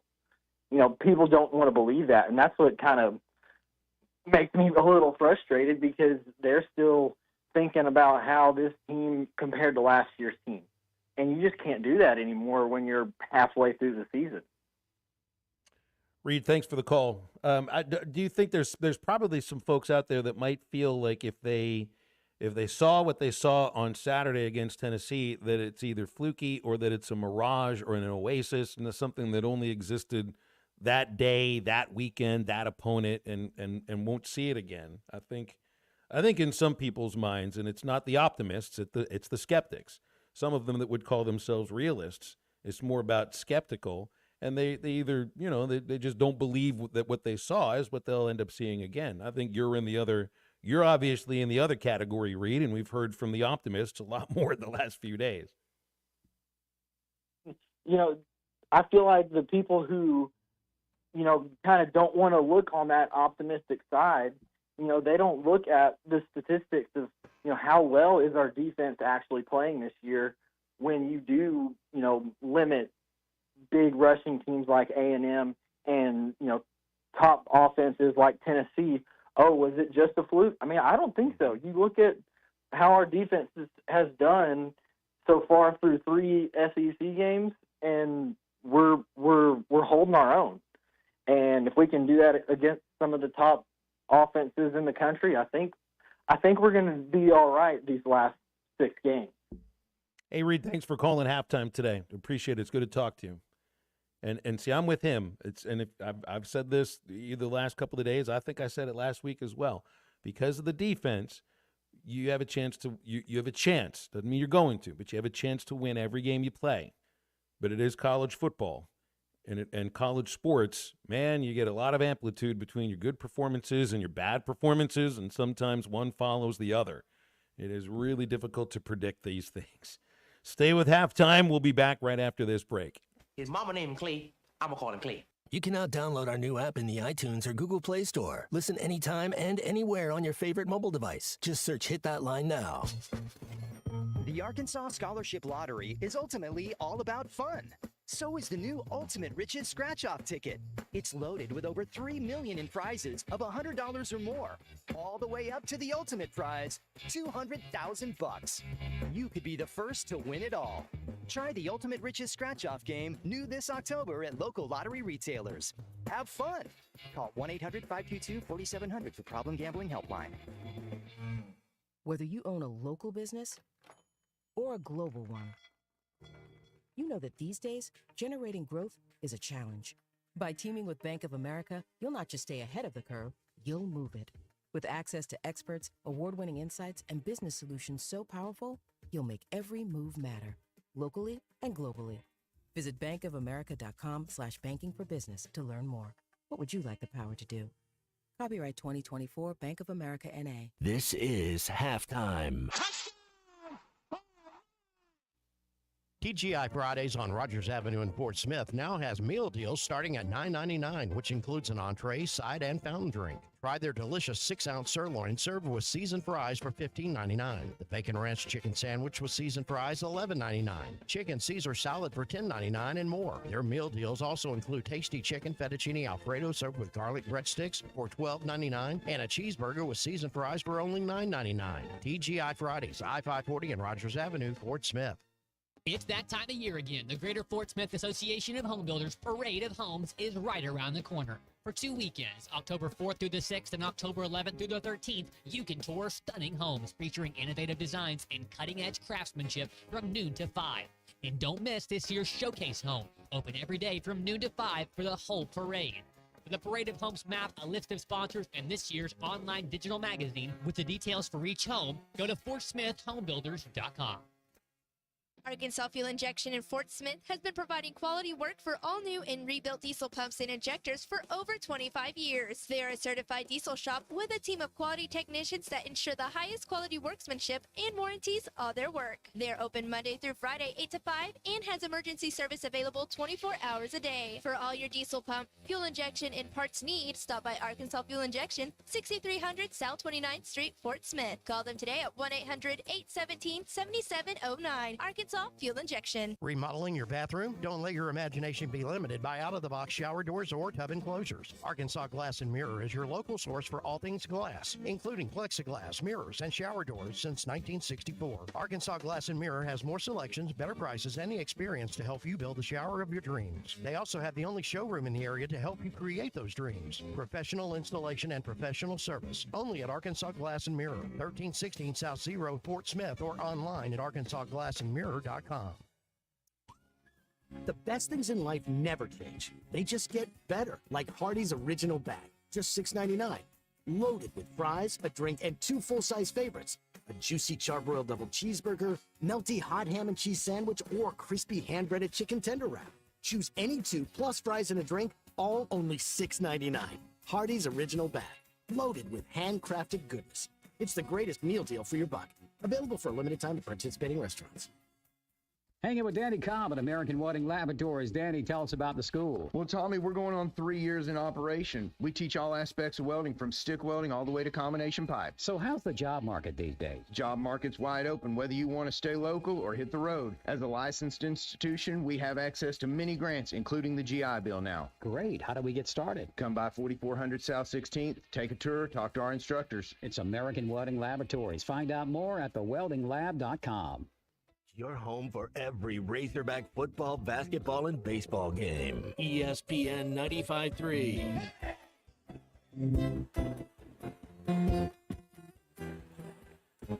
You walk into the office in your corporate attire. It's only morning tea time, yet I'm burning with desire. I catch you in the corridor, a smart casual blouse. You brush past my cubicle, I'm instantly aroused. I watched you at your desk this morning, filling out some spreadsheets. I could not help but picture you spread out on my bed sheet. I watched you from the water cooler, talking to finance. I had to take my paper cup and pour it down my pants. Let's get out of these clothes. First get out of this office, is that a tent in your pants? No, that's a 2-bedroom cottage. Gonna feel your Uber in the back of the Uber. I'm going to play with your jacksie while you pay for the taxi. Well, you look good in that skirt. And you look good in that shirt. Well, you look so good at hats, and then we Welcome back to Halftime with Phil Elson and Matt Jones. Got a question or comment for the guys? Call or text 877-377-6963. Let's get back to the show with the voice of Arkansas Razorback baseball, Phil Elson, and Razorback football legend Matt Jones. What does this song sound like? Adventures in Rideshare. New Zealand. Those guys, those cats are New Zealanders. The are they Concords. Kiwis? Are they Kiwis in New Zealand? Or I think they're called Kiwis. Yes. Yeah, they're funny. Can't go with New Zealanders, can you? You know, not since Obama. You know, just messed it up for everybody, huh? What is their soccer team, or is it their rugby team that's called the Black Shirts or the All Blacks? It's they're rugby, but I think that's kind of entitled for if you're going to play their basketball team. They kind of all implement a little bit of that. It's their heritage, or they're kind of got a little Hawaii feel to it. You know how when the Hawaiians do that? I think I remember seeing at the Olympics, both the men's and the women's teams for rugby performed a haka dance. You know, it was some very interesting tattoos. It was good stuff. The Concords, I don't know if they do the haka dance. Probably not so much. If they would have sung about it by now. Charlie's here with us, 877-377-6963. Charlie, you're getting a little bit more closer to your time period. About an hour earlier than yesterday, but you're still about 35 minutes off from usual. So but it's good to see you regressing back closer to the norm. How you doing today? Regressing. You're right, Phil. I'm regressing, man. I thought I was trying to progress and get better. Well, hey, by the way, I saw your little thing on Twitter. Has Eddie called in this week and done his little fried liver thing or whatever that he said he would do? It's raw liver, Charlie. Raw. And earlier today, I think he Raw faked, liver. I think he lied to me and said that he was eating it yesterday. So I'm pretty sure he hasn't done it yet. Swallowing. I mean, he said he was swallowing it. That was the word. Well, Phil, I mean, that's like that time you ate that shoe, even though it was a cake. I mean, you got to give him a little bit of break. I mean, you didn't really eat a shoe, but it was a cake, so, But know. at least, But if Eddie, at least I ate something and had some evidence about it. Like Eddie doesn't have any evidence of this That- raw liver he swallowed. that's the thing. Like, if I would have called in last week, I probably would have made some outlandish statement like that too, and would have really had to send it to you guys once I Every actually game did in it. college football now has somebody making an outrageous claim of something that they'll eat, including, and I've seen them all, a bunch of them about let's just pick a game out of a hat this week. Vanderbilt, Kentucky. If Vanderbilt were to lose to Kentucky, I will eat a 16-ounce prime rib, seared with ketchup. There you go. seared with butter all over it. No, not with ketchup. That's what With Ty would eat mustard. if Arkansas loses every game. No, that's what Ty would eat actually, no matter what. If Arkansas plays football, there'll be ketchup on prime rib. Well, there you go. Hey, Matt, I was going to ask you, have you caught up with any of the Commander games? Are you surprised by how Daniels is playing and the way Washington is playing? I am not, actually, because of the way they're playing. And listen, I think I told you guys this before. I am a huge fan of Dan Quinn. And to me, Dallas ran their best coach off. And I've always thought he was the last 3 years, where he took that defense and he was kind of the scapegoat in a sense. I think he's a hell of a coach.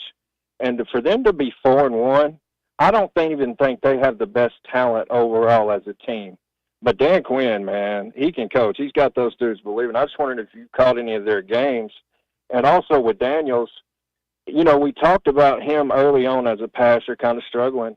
I'm not trying to compare Taylor to him, but, with Taylor getting his coaching, if he gets similar, which I think he will get great coaching, I think he can progress. I'm not saying he'll jump up and be the number 2 overall pick.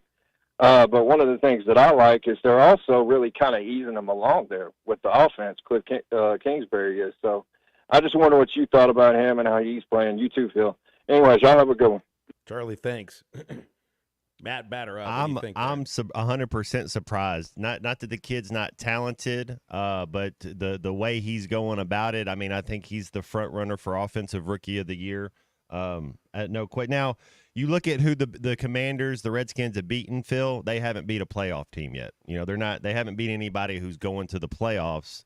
But that division would not surprise me if the Commanders end up winning that division, which, like anything, they played Dallas and Philadelphia twice in their last 8 weeks, so there's 4 conference games right there, the way the NFL sets it up. So we'll see.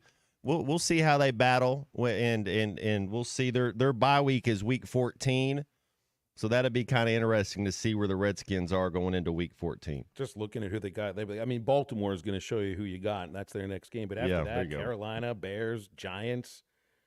See, that's the Giants twice that they're getting them out of the way, but I don't think the Giants are a postseason team, and I don't think Cincinnati right now is a team that's going to make it to the postseason. Arizona obviously is not. Tampa has a chance, and that's the team that got him. What was Daniel's completion percentage at before last week? Because it's dipped. It's at 77.1%, and it dipped. I think he was 82%, which was the best 4-game completion percentage in NFL history. Never mind for a rookie starting his first 4 games ever. But I was going back and looking here. Daniels, as a freshman at Arizona State, 60.7% completion percentage. As a sophomore, and only played in 4 games in the COVID year, 58%. So you'd say over his first 16 games of college football, his completion percentage was 59%-ish. Next thing you know, 65% last year at Arizona State, 68.5% LSU. His year where he wins the Heisman, 72%. He showed noticeable improvement every year the final 3 years of his career. And, man, I mean, it just kicked it into a completely other gear the last year in Baton Rouge. I wouldn't have seen this coming.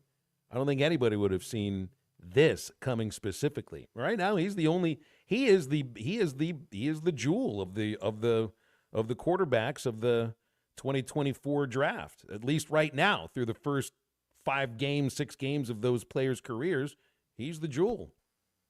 Man, good for him. And yeah, I am a Dan Quinn fan as well. So that's you know, the NFC East, Phil. I don't know how much you keep up with the NFC East. Your Pittsburgh's the AFC North team, but I besides the Giants, I wouldn't be surprised if the Eagles, Cowboys, or Washington won that division. I think it's wide open. I don't think the Giants are going to win anything in that division. But Philly, Dallas, or one of them gets to 10-7.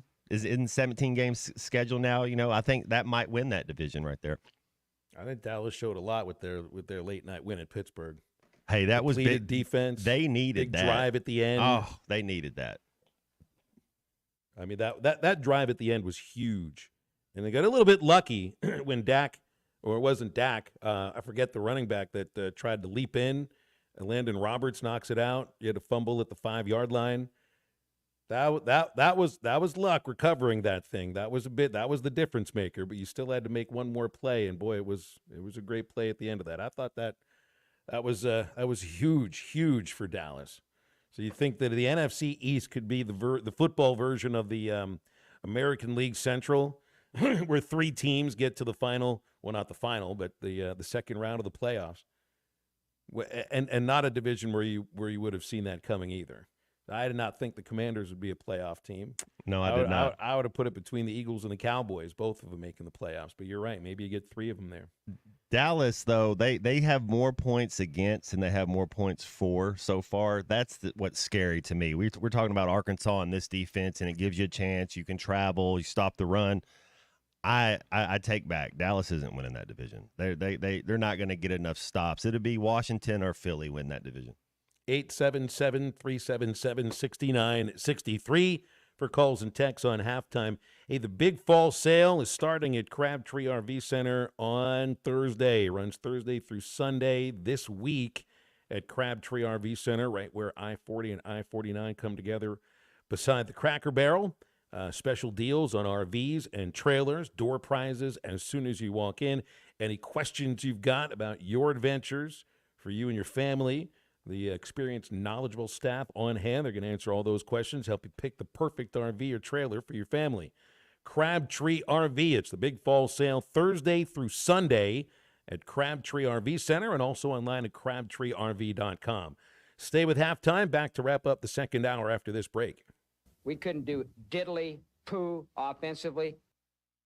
Postseason is underway, and Jelco Outdoors has all your archery and hunting equipment to help you bag that big buck. Select new compound bows by Bowtech, Elite, and Hoyt. Save $200 off. Beartech crossbow packages, now only $329.99. Save $200 off select Raven crossbows, clothing, boots, tree stands, saddle equipment, feeders, nut grub, and grunt calls. Jelco has it all for you. Good luck and safe hunting. And remember, a great hunt begins at Jelco Outdoors.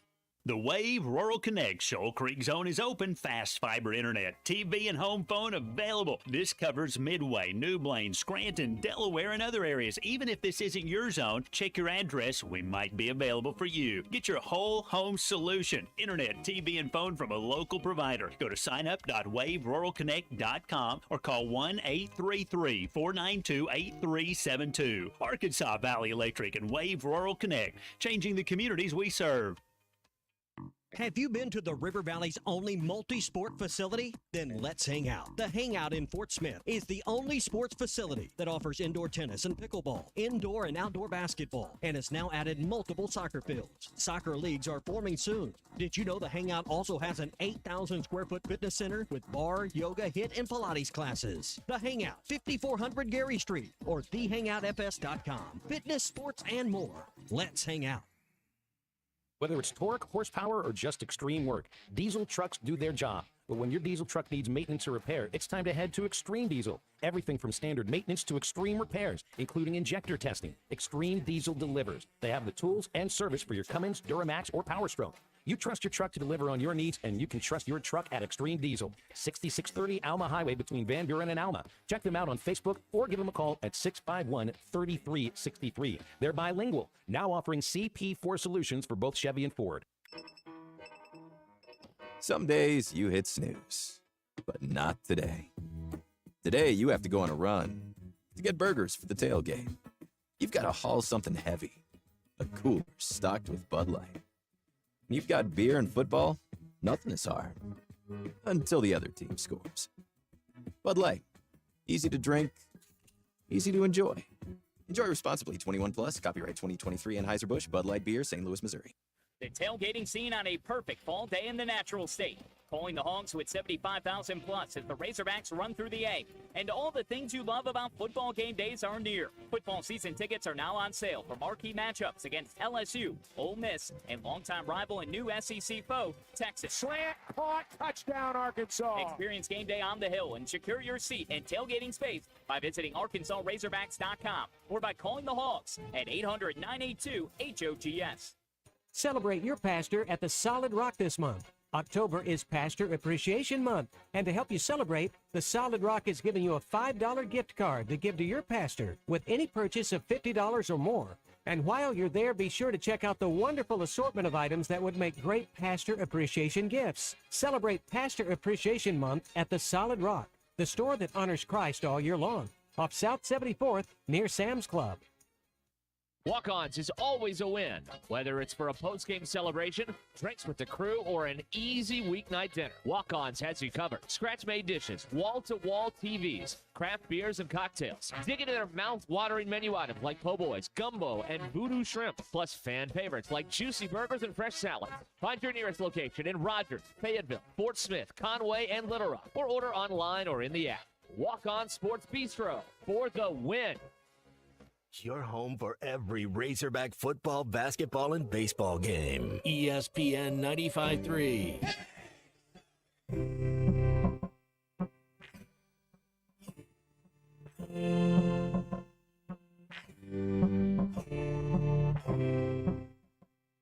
We only come out at 5.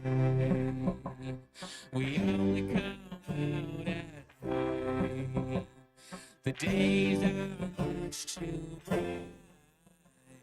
We only come out at 5. And once again, you pretend to know me well. My friend, and once again, pretend to know me through empty space. Welcome back into Halftime Live from the Crabtree RV Studios. Crabtree RV Center in Alma, where we make your dreams come true. You know, the Vanderbilt quarterback, who's really the talk of college football right now, Diego Pavia, tweeted out his agent's phone number yesterday for any NIL inquiries. I was always told don't put a phone number out on social media. I would hope, and he didn't put the name of the agent, but I've got a number here if anyone's interested in it. I don't think I'll put it out over the airwaves. But this is right now. He's the poster boy for the big weekend of college football, Matt. It's like that's the one person that people are taking away from Vanderbilt and Alabama, at least on the Vanderbilt side. On the Arkansas side, is there somebody that stands apart from everybody else in terms of, you know, who you think viewers on TV or just Razorback fans are walking away from thinking this is the reason we won the game? Because at Vandy, they're thinking Diego Pavia. Armstrong, if you're talking about an offensive guy, he has been the most consistent. You can't say enough good thing. One thing we've been out, you know, what's our identity? Well, anytime it's man coverage and it's third down, we're going to Armstrong. You know, that's what I mean. Just their connection they have, their vibe, their feel. it's pretty remarkable for such a young. They've only been together a handful of months. 38 receptions on 58 targets for Armstrong this year. And the oddity about this is that, and Chris pointed it out on the text line, 877-377-6963, he hasn't scored yet. Armstrong's had 38 receptions, no touchdowns. I mean, big catch after big catch after big catch. Just hasn't found his way in the end zone yet. You know it's coming. Like, there'll be one of those games where he's got 2 or 3 because he is who Talon looks for. He's a playmaker, and it's like you're saying when somebody's covered one-on-one, it's impossible to be able to cover him. I just see he's open. That's right. He beats guys. He just beats them. One-on-one, he's open. The emergence of Satania, I'm loving it. The one thing you would like to see a little bit more of, Phil, is the middle of the field. We don't really attack the middle of the field with our tight ends or Tesla or whoever you're going to use, but going forward, you would like to see something going on there. But if the quarterback doesn't feel comfortable with it, then you're not going to ask him to do something he can't do. But defenses will start to know that, and we did hit a seam route. We hit an over route early in the game, actually. That was I want to say it was to Satania on a little 3-by-1. So they're doing a little bit of it. Biggest plays were still by the outside the numbers, by the sidelines. I mean, for the most part, yeah. That's where most of the big plays have come. That's where it seems he's most comfortable throwing. The pitcher's clearer. It's one-on-one, not as much as zone. You're not having to move through things, and especially the way he likes to get out of the pocket is he likes to go east and west right out of the pocket. That's where the eyes are going. That's tough. And I think for the most part, though, I was happy for Broden to get a catch. I think our receivers are playing pretty good. I think Satania had that one drop. He wants it back, but drops happen. Stuff. So he's making enough plays that you chalk that one up. Join us in our third hour of halftime. Coming up after the top of the hour break, we'll be talking with Bill King, Nashville Sports Radio, at a quarter after. 877-377-6963. It's halftime on a Tuesday, and we are right back.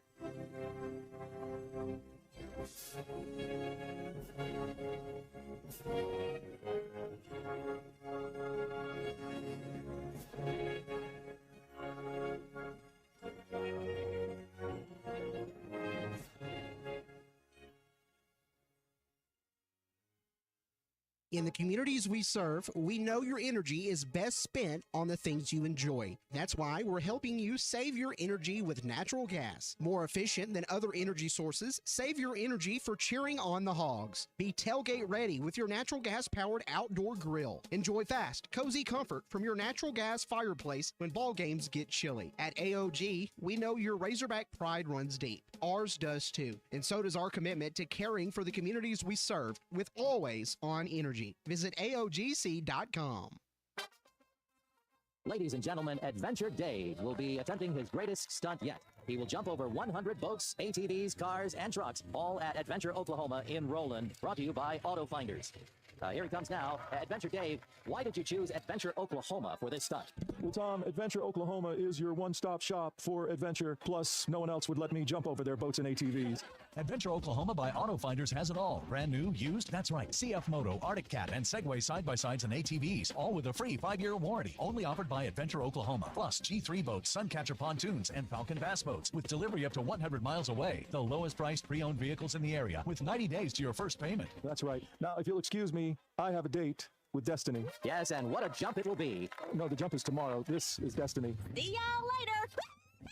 Well, until then, visit Adventure Oklahoma in Roland, brought to you by Auto Finders. AutoFindersOK.com. Your journey starts here.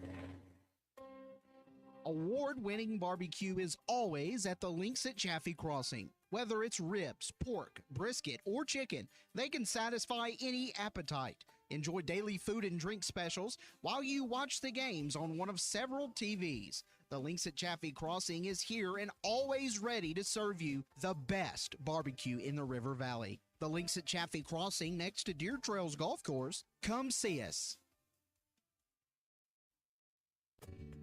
Come celebrate autumn in the natural state with Crabtree RV Center in Alma. Crabtree RV Center is having their big fall sale October 10th through the 13th. There will be special pricing and door prizes along with our experienced, knowledgeable staff to help you pick the perfect RV for your family. Come see why we've been voted the best of the River Valley in Northwest Arkansas. So mark your calendars for October 10th through the 13th and don't miss out on the big fall sale. Crabtree RV Center, making your family's dreams come true for over 70 years. ESPN Arkansas weather. For today, lots of sunshine. Our high temperatures this afternoon in the middle to upper 70s. Nice and clear tonight. And overnight low in the middle to upper 40s. Wednesday, sunshine, upper 70s to low 80s. And then Thursday, we should see sunny skies. A high right around 80 to 85 degrees. I'm Sally Russell with your forecast on ESPN Arkansas. The weather is brought to you by Forest Green Incorporated, committed to setting the standard of excellence since 1936. KERX Paris Fort Smith. This is Halftime, coming at you from the Crabtree RV Studios on ESPN 95.3. Coming to you live from the Crabtree RV Center Studios. Streaming on hitthatline.com. You got to take me here. That's the perspective.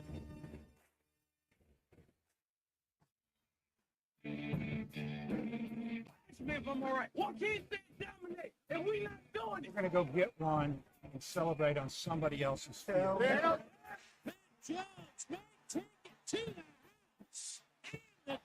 Both said you had very motivational words at halftime. It's halftime with Phil Olsen and Matt Jones. From the bottom of my toes to the top of my head. Let's go, man. I have zero respect for saying no moss at halftime. One Razorback. It's vintage Matt Jones. Here we go. Right now, let's take the field. Call or text 877-377-6963. Now, here's Phil Olsen and Matt Jones.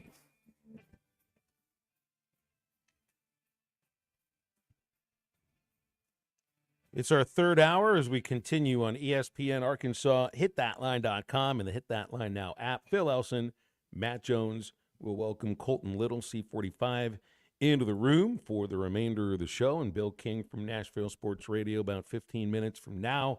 You can get on with us in this segment at 877-377-6963. The numbers have come in. The TV viewers chose Arkansas, Tennessee, more so than any other game in the nation this last weekend. Matt, 5.3 million viewers on ABC took in Arkansas's win over the Volunteers.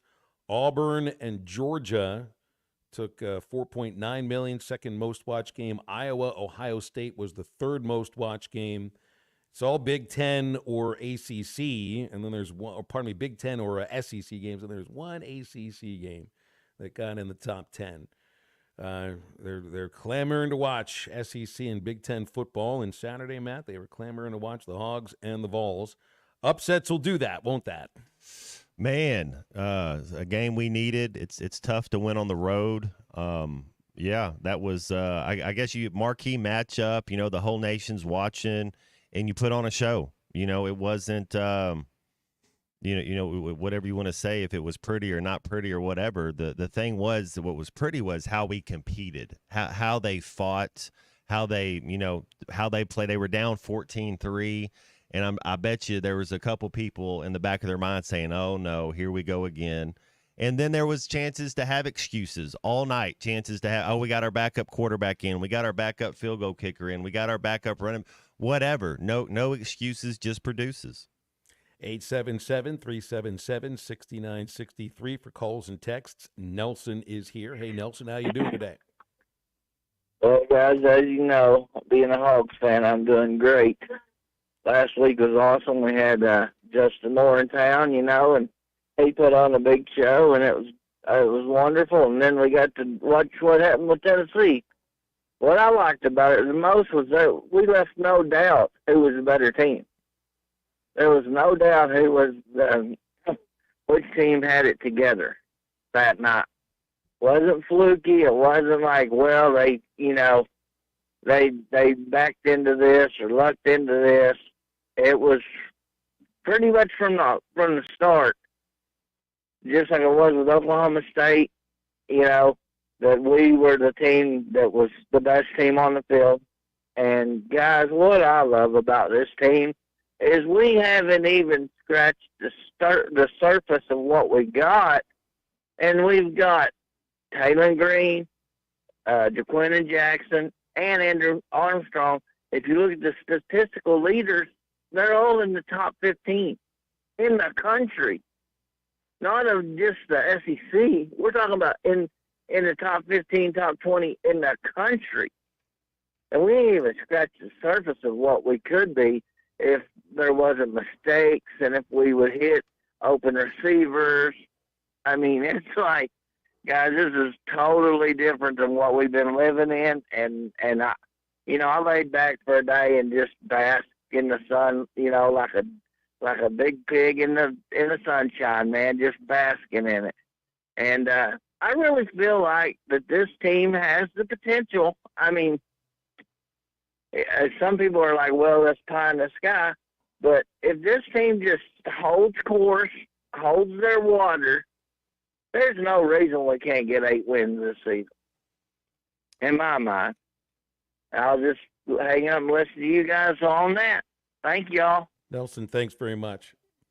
I don't blame Nelson or anybody else for having all the optimism in the world for however many wins you would like to dream up, because I think you'll actually have an opportunity to win all the games you have left. As good as Ole Miss may be at times, as good as and talented as Texas is, Missouri got exposed. I think that's still a good Missouri team, but Arkansas played so well against A&M. Admittedly, that was on the road for Missouri. And I mean, I do wonder, like, if, just to say if and all of that, it's like when you play in the NFL, Matt, and you're playing against your divisional teams, you know you're going to play them in their own building, and you'll get them at your building too. The 3 top 10 SEC teams that lost on Saturday were all on the road. Mm-hmm. Would there have been the same result if the shoe was on the other foot? Arkansas goes to Neyland next year. You know, would there have been all those false starts that affected Tennessee? And I think changed their mind about going for it on 4th down a couple of times. You know, I do want, hey, it's not to take anything away from it, because I think the crowd deserves some credit for the win in some cases, and that's college football to a T. But I do, you know, would the result have been the same in Knoxville? Would it have been the same if Vanderbilt was in Tuscaloosa, A&M at Columbia? I don't know. I mean, A&M really did look like the much better football team.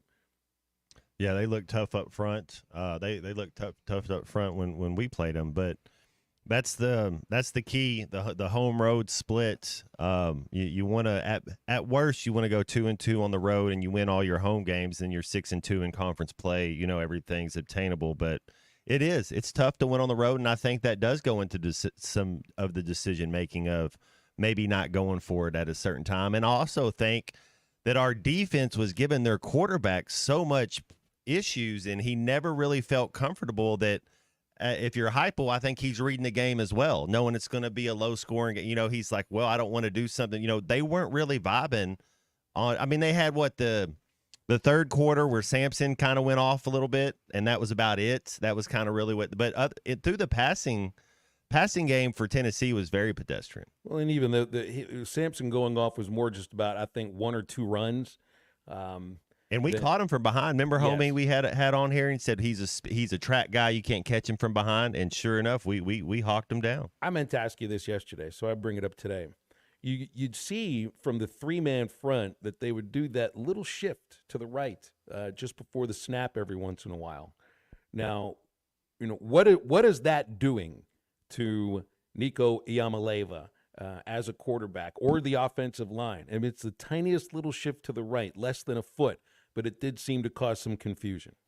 Yeah, you know, how are you passing things off? Are you coming back in on through the other side and looping underneath? Are you delaying? But that's just part of it. And I saw one time where Travis Williams got up there and it almost looked like we had 7 that looked like we're coming, but we only sent 6. You know, as one of those. So you're just trying to play a little game with them to maybe make them take a wrong step or whatever you can do there. But it's a numbers game. It's a math problem. Every time it's just that's kind of what you're getting it down to. And well, you saw there was an adjustment that they made at halftime where you would see in the first half it was mostly Slaughter, the nickelback, that was coming up to the line of scrimmage and helping set the edge. You didn't see him up at the line of scrimmage at the snap in the second half. Those nickelbacks were hanging back a little bit more. They still came up and helped in the run. They had to. I mean, your safeties were your leading tacklers. But I saw that was a difference as well. You didn't see the nickelback up at the line of scrimmage as often in the second half. Well, and I saw us bring a cat. That's not a Yeri Seinfeld. It's a weak side cornerback blitz, and we did that a couple times, and you kind of seeing which way. I wonder too, Phil. I haven't sat down in the meeting room with Travis Williams, but I'd love to. You watch film. I wonder if some of that is based on what's the strong side, what's the weak side. Maybe we'll bring the other guy too. I wonder if they're able to, or if we just know, hey, we're bringing this guy this time. It just felt like. It felt like Yamaliava's head was on a swivel. Mm-hmm. And it's not just him. It's those linemen. Their head was on a swivel. I think Arkansas's linemen heads were on a swivel in the A&M game. You never knew where the pressure was coming from. And by the time you realized where it was coming from, it was too late. That was the case with the Tennessee game, but in reverse. It was the Tennessee linemen whose heads might have been a little bit on a swivel. Their necks must be a little bit sore today. 877-377-6963 for calls and texts on halftime. Craving anything sweet and delicious? Get over to Andy's Frozen Custard on their Rogers Avenue location, Fort Smith. 2 locations in Conway, Dave Ward Drive, East Oak Street, and in North Little Rock on JFK. That's anytime you're looking to cool or satisfy your sweet tooth.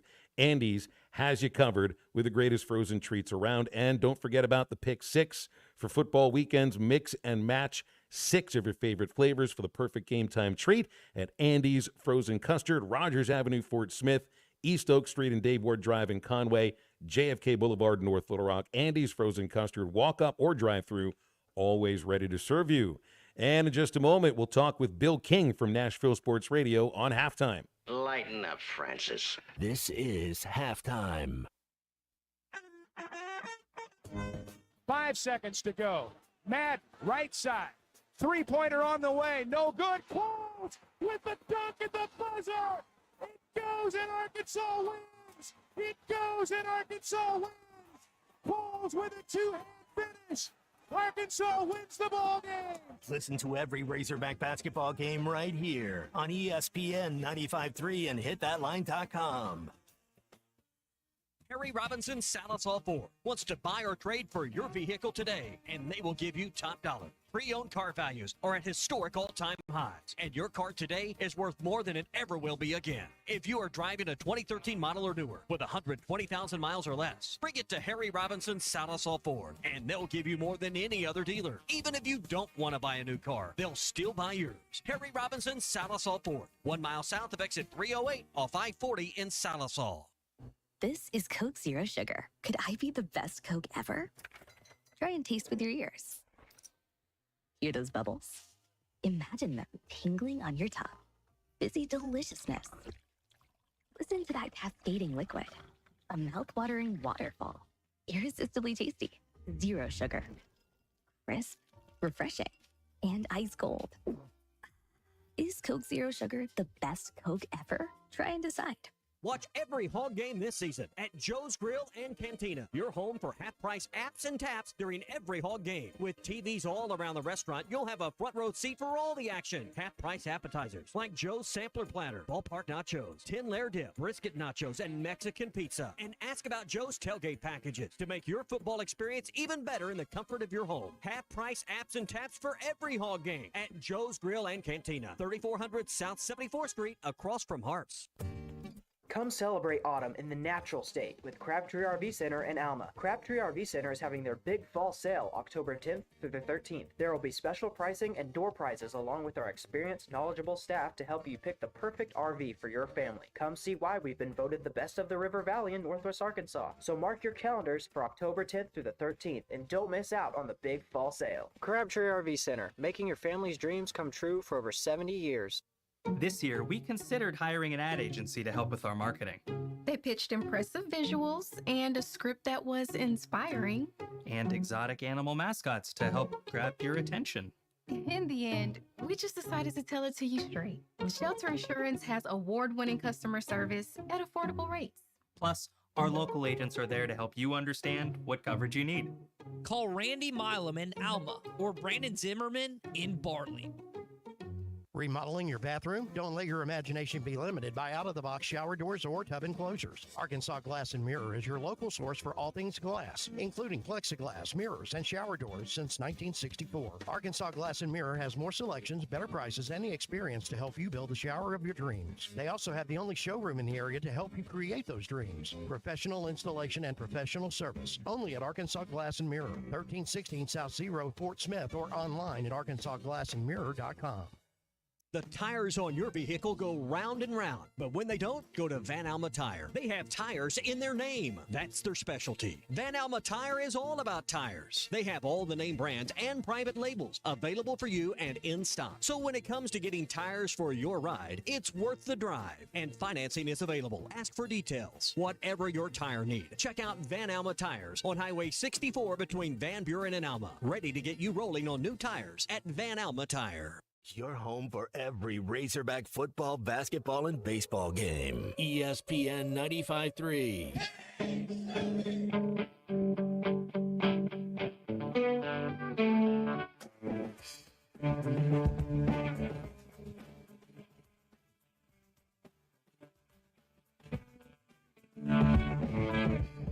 A woman on the radio talks about revolution when it's already 5 o'clock.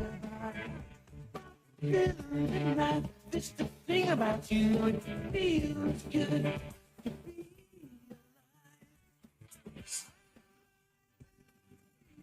alive. Waiting,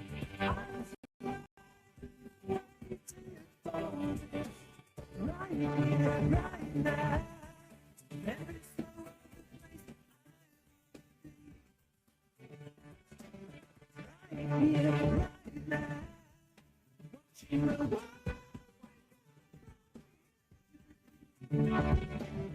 You're listening to Halftime with Phil Elson and Matt Jones. Want to jump in the conversation? Call or text 877-377-6963. Now, here's Phil Elson and Matt Jones.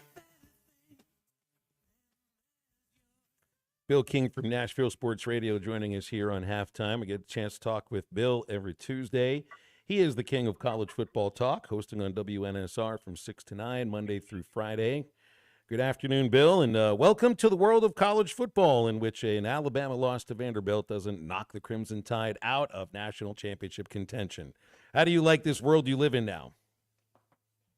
How many people had on their bingo card students marching down Broadway to chuck a goalpost in the Cumberland River? How many had that? Have they fished the thing out of the river yet? It's tough to miss that. The fire department did, I think, almost immediately. They were waiting. That's the way you do it. Give them a police escort down there. Let them do it. They're going to do it. You just take care of it. And how many times? Since 1985, you talk about a bingo card. How many people had Arkansas and Vandy both winning? In 1984, Vanderbilt beat Alabama. That's the last time, 40 years. A friend of mine, Kurt Page, who's the first quarterback, looked this up in the history of the SEC to throw for 2,000 yards, went down there and beat them with Ray Perkins. Good friend of mine, and that's before Spurrier got there to Florida. So it wasn't real sexy to be chucking that ball all over the place, but he did, and they upset Alabama 40 years ago. And then the Arkansas game. I tried to tell everybody, and I'm not going to suggest I picked Arkansas to win the game, but I tried to tell everybody a very tricky spot for Tennessee and a much improved Arkansas team waiting on them, and I don't think anybody bought into it. Well, I think you're right. It seemed like we were kind of causing the quarterback fits kind of the entire game. They had a little spark when Sampson got going in the third quarter, but it was almost like they never got comfortable in their own skin. They never looked like really that threatening, especially in the first half. No question. The quarterback, who's got a lot of ability, that's the first time I've seen him shook. He wasn't shook in Norman at all, not at all. But and the offensive tackles look slow as a sloth out there compared to the defensive line for Arkansas. There's some cut-ups. I don't know if you guys seen it, of Tennessee's left tackle, Lance Hurd, who is, when he's right, a high draft pick someday. He looked, compared to the guys on the other side of the line, he looked like he was standing still. It was embarrassing how much more athletic Arkansas looked. Which of the two teams that pulled off the upset has something to build off of for the rest of the season? I guess maybe you'd say both of them, really. It's a generational win for Vanderbilt, but it felt like Arkansas was knocking at the door a little bit. And the difference is that this is a game that last year they'd have played tight and lost. 2 years ago, Correct. They'd have played tight against Tennessee and found a way to lose. There is the feeling that, hey, it's a team that found a way to win a game that they might have lost the last couple of years. Well, Vanderbilt's got to go to Kentucky. We know that's tough. And then they come home and get Texas, which might be the best team they've seen. It's the problem is, and Arkansas and Vanderbilt are clearly much improved and building and have a future to look forward to. The problem is, this is the deepest this league's ever been. The FCC has never been this deep, and it's considered the best league for decades, right? It's never been this deep. There is really no free lunch. Maybe Mississippi State struggles some, maybe Auburn on a bad day, perhaps, but it is a brutal league right now, and it's tough to get up off the mat or improve much. And look at the way the Aggies are coming on. You guys just faced them, but it's nasty, and Florida's down right now, but Ole Miss has got to go to LSU. There's a lot of question marks. Well, that's that question mark. That was kind of one of my questions. Phil and I have been talking a little bit. I got LSU beating Ole Miss at night in Baton Rouge. I know it's not going to be easy, and I know they got to get stops. I get all that. What do you have? Do you think? And Phil and I were kind of talking. It could be an ender. Like whoever loses this game, Ole Miss or LSU, they're out of the playoff. They got to get help to make it to the playoff 12. Correct. I would err on Baton Rouge, Brian Kelly on a Saturday night. Now, I'll say this. Ole Miss, their defensive front, you go back and watch that South Carolina, they dominated. And we know they transfer portaled well, and they recruited well at that position. That whole game was controlled by their front seven, but the defensive front. And LSU has not been as good on the offensive line as we thought they would. We thought that would be a strength for them. It's been a strength at times, but not consistently. But I still like LSU. I do. I like them at home in this game. It's going to take points. LSU still not where they need to be defensively. It's Arkansas's bye right now. We're waiting on finding something out about Taylon Green's knee. The hope is that he's able to get back and be ready for LSU. But you learned a little bit about the depth of the Arkansas team during this Tennessee game. Backup quarterback has the game-winning drive. Second string running back had a couple of huge runs there. You're on your second string kicker. You had rotations on the defensive line and the secondary. Arkansas showed quite a bit. Is this an Arkansas team that you think can pull off another upset down the line? Because when you look at the games they have left at home, LSU, Ole Miss, Texas, they get their toughest opponents at home right now, and they look like they're ready to play at home finally. I do, but I don't think you're going to be able to win a game like you did Tennessee, meaning a shockingly low-scoring game. I don't think those teams will bog down. So you better accelerate your offense. I don't think you're going to be able to come out of there and be down 14-12 late and win the ball game. That game, you're going to be down 30-28 if you're down, and you're probably going to have to score a touchdown to win it or a field goal. That's my only question mark. Is it's going to be a different style game they got to win. Football, and I guess not just football, but sports overall can be copycat things because of how coaches scout what works against opponents. The genius of Travis Williams' plan against Tennessee was 3 down linemen, 2 linebackers, 6 defensive backs. The nickel backs came up huge, and the safeties came up huge in this game. Do you expect to see other teams like Tennessee this weekend as Florida? You think Florida did part of it will be, do you have the personnel to play like that? Arkansas built a defense to play like that. They just hadn't played like that this year. Is that, do you think, a bit of a blueprint on how to go up against Tennessee? It is, but when you have Jalen Hyatt and Cedric Tillman from 2 years ago, it didn't matter if you had 10 back there, right? You're probably not going to be able to cover them. They're just not as good as they were receiving. Now, they're good. They're better than they showed, and for whatever reason, well, for obvious reasons, Arkansas played better and made the plays that won the ball game, but it's kind of weird. Tennessee's in a weird spot, guys, in that offense has never been the problem. It's been the other side of the ball, and they're bogged down from the second half to the Oklahoma game to the Arkansas game. And I understand those are road games and tough matchups, but I don't know that I've seen a Josh Heupel offense look bewildered or shocked or lack of confidence. That's usually not the case, and that's where they're at right now. I think mentally they're not in a good spot. You know, you got Texas, Oklahoma, Ohio State, Oregon, and we talked about this Ole Miss, LSU. My top three right now, Bill, are Texas, Ohio State, and Georgia. And I know they have a loss, but if Georgia was going to play Penn State or Oregon, I'm going to take Georgia if it came down to it. How big is this game for Oregon, Ohio State? Should the winner be the new number one? As long as Texas wins, they're not going to jump them, I don't believe. And it looks like Quinn Ewers returns to the lineup. But it's a big game. Now, guys, these games are not as expensive as historically they are. And expensive doesn't mean the cost of your ticket to get in. It's what does it cost your season.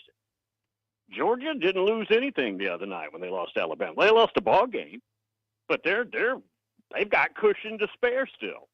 It's not the same. It's a big game, but guys, we're in a brand new universe, literally, and a universe where we have never traveled before. And I think whoever wins that game is going to be elated. The fan base is going to be elated. And a couple of weeks ago, Brian, you realize, okay, that was nice, but it really didn't mean much. You may have to play them 2 more times. You may play them in the Big Ten championship game and then in the quarterfinal round or something. You know, in this reality of college football, I don't know how long it lasts until, before the next reality of college football takes charge or takes hold, right? Because something's coming on the horizon. And, I mean, there's a lot that's happening this week. You get this meeting with the SEC and Big Ten athletics directors, I think starts either tomorrow or Thursday. They're talking about a kind of a scheduling partnership, and I bet there'll be other issues that they'll come up with about cross-conference cooperation of some sort, being that these are the 2 big leagues. You've got this Project Rudy that I read just a little bit about before the show started today that Ross Dellinger reported on, in which private equity money just pouring into college football to try to save the 4 conferences. And I don't even know what that thing's about yet, but it's coming out. You get the preliminary acceptance of the antitrust suit for the lawsuit that's going to reshape college sports. It's just like, I don't know which direction we're going to go in, Bill. I just know something's going to happen soon. Big Ten and the SEC are going to demand a certain number of spots every year in the playoff, and they're asking for 4. That's one of the things they're meeting on. So that'd be 8 of 14 in the future once we get to 2026. And they're going to be hardcore pushing this now. They floated it this past spring just to kind of give everybody a, quote, trial balloon sense. But this is something they're going to shove hardcore into the future. And they're going to get what they want, and they're not going to join that Rudy League. That is not what they're about. You saw the commissioner of the SEC a week ago when he asked him about it. And he said, why would I go do that? Why would we give up power? They want to be us. And he's right. Hey, Bill, is Cam Ward, I remember us talking a little bit about him last year. He was kind of going through the NFL draft and then took his name out late and ends up going to Miami. Is he the best pro prospect going for the next level right now? What is Cam Ward? How is he doing this so well? I don't know if he's the best pro prospect. Now, he's a good quarterback prospect. He's got good size. He's got the arm. He's athletic. brought a team back that was down 35-10 with the 8 minutes to go in the third quarter. That takes some heroics, right? And I think he's probably, if we had to vote for the Heisman today, I think he'd probably win it. But pro prospect's tough to say. Now, Carson Beck's not having the best year. You have to relegate him a little bit at the moment. I think that's wide open. But every year the quarterback position, as you know better than anybody else, is so attractive that I would have to think Cam Ward's going somewhere in the first round. I was going to say, to your point, I think that is the biggest Heisman moment so far. I know it's an early season and we're going to have more to come. But, yes, I thought that was a big Heisman moment for him. Bill, we'll leave it there. Appreciate you hopping on. Thanks for your time. Hey, guys. Thank you. Appreciate it, guys. Thanks, Bill. Bill King, Nashville Sports Radio, with us each Tuesday on Halftime. And to his point about the way that I think the SEC views this Project Rudy and probably the other idea that was coming through, what was it called, the College Student Football League. Greg Sankey was at the Arkansas-Tennessee game on Saturday. He told Brandon Marcello from CBS Sports this quote about Super League concepts. Quote, "Well, we are a Super League, period." There you go. I mean, that's like Dallas Braden talking about, well, you know, fans are going to need the breakdown from John Boy, but I am the breakdown. I mean, that's basically what he's talking about here. People want a Super League in college football. Well, they have one. It's called the Southeastern Conference. We'll see if that changes at all. 877-377-6963 to get with Halftime. It's the home stretch. We'll be back in just a minute. Pain don't hurt. This is Halftime. You can now download our new app in the iTunes or Google Play Store. Listen anytime and anywhere on your favorite mobile device. Just search Hit That Line now. Bet Saracen is Arkansas's #1 mobile app for placing sports wagers. There's big news in the mobile sports betting business. Bet Saracen was just named the 15th largest sportsbook in America. That's because Arkansans like to do business with a winner. Find all your winners on Bet Saracen. Download it today and look for my RR prop bet specials. I pick them, you win them. Bet Saracen is Arkansas's favorite sports wagering app. Gambling problem? Call 800-522-4700. Summer's winding down, but the savings are just getting started. Dive into the end-of-season sale at Burton Pools and Spas, where owning a pool is more affordable than ever. For a limited time, save up to $14,000 on fiberglass pools. And the first 10 customers who purchase an Aqua Creek pool with a premium vinyl finish receive a free hot tub. Hurry, sale ends October 8th. Visit our stores in Fort Smith, Springdale, or Greenland, and go to BurtonPools.com for more details. At Burton, we do more than build swimming pools. We build long-term relationships. You're listening to Halftime live from the Crabtree RV Center studios. Crabtree RV Center, where RVing is life. Valley Family Dental, formerly known as Riley Farm Dental, at the entrance to Riley Farms, provides every type of dental care and procedure for you and your family. Dr. Sparkman, Farmer, and now Dr. Blaine Van Nice work to give all of their patients better lives with a better smile. Valley Family Dental, now offering same-day crown service. Mention you heard this ad on ESPN Radio at your next appointment and receive a free bleaching kit or $100 off in-office accelerated whitening. Call 226-3500 for an appointment or visit valleyfamilydentalpractice.com. At AOG, our main goal is to deliver reliable energy to your home safely. And keeping our team members, customers, and community safe starts with awareness. Natural gas has a distinctive, strong odor, often compared to rotten eggs or sulfur. If you smell gas, leave your home immediately. Go to a safe location and call 911 in addition to AOG. Remember, if you smell gas, act fast and always call 811 before you dig. To learn more about natural gas safety, visit AOGC.com. AOG, energy for life. When you need legal help, turn to the law offices of Craig L. Cook. With over 40 years combined experience, the Cook Law Team works for you. If you've been injured in an auto accident, hurt on the job, a victim of nursing home negligence, or need help with bankruptcy, Social Security, wills, trusts, estates, or family law issues, Craig Cook will go to work for you. Call us today, 479-783-8000. The law offices of Craig L. Cook with locations in Arkansas and Oklahoma. We work for working people. Walk-Ons is always a win, whether it's for a post-game celebration, drinks with the crew, or an easy weeknight dinner. Walk-Ons has you covered. Scratch-made dishes, wall-to-wall TVs, craft beers and cocktails. Dig into their mouth-watering menu items like po' boys, gumbo, and voodoo shrimp, plus fan favorites like juicy burgers and fresh salads. Find your nearest location in Rogers, Fayetteville, Fort Smith, Conway, and Little Rock, or order online or in the app. Walk-On Sports Bistro for the win.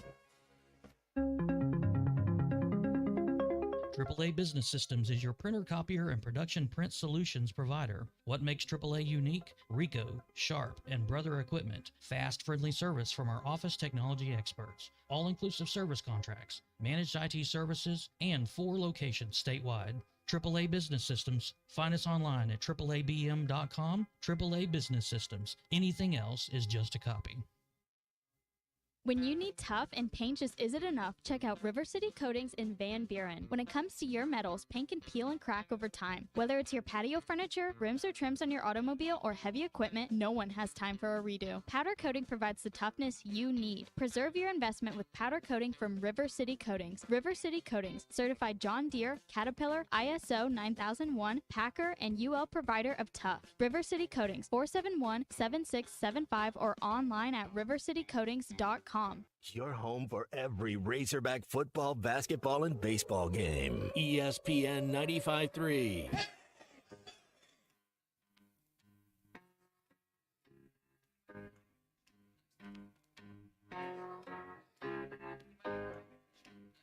We've come a long, long way together, through the hard times and the good.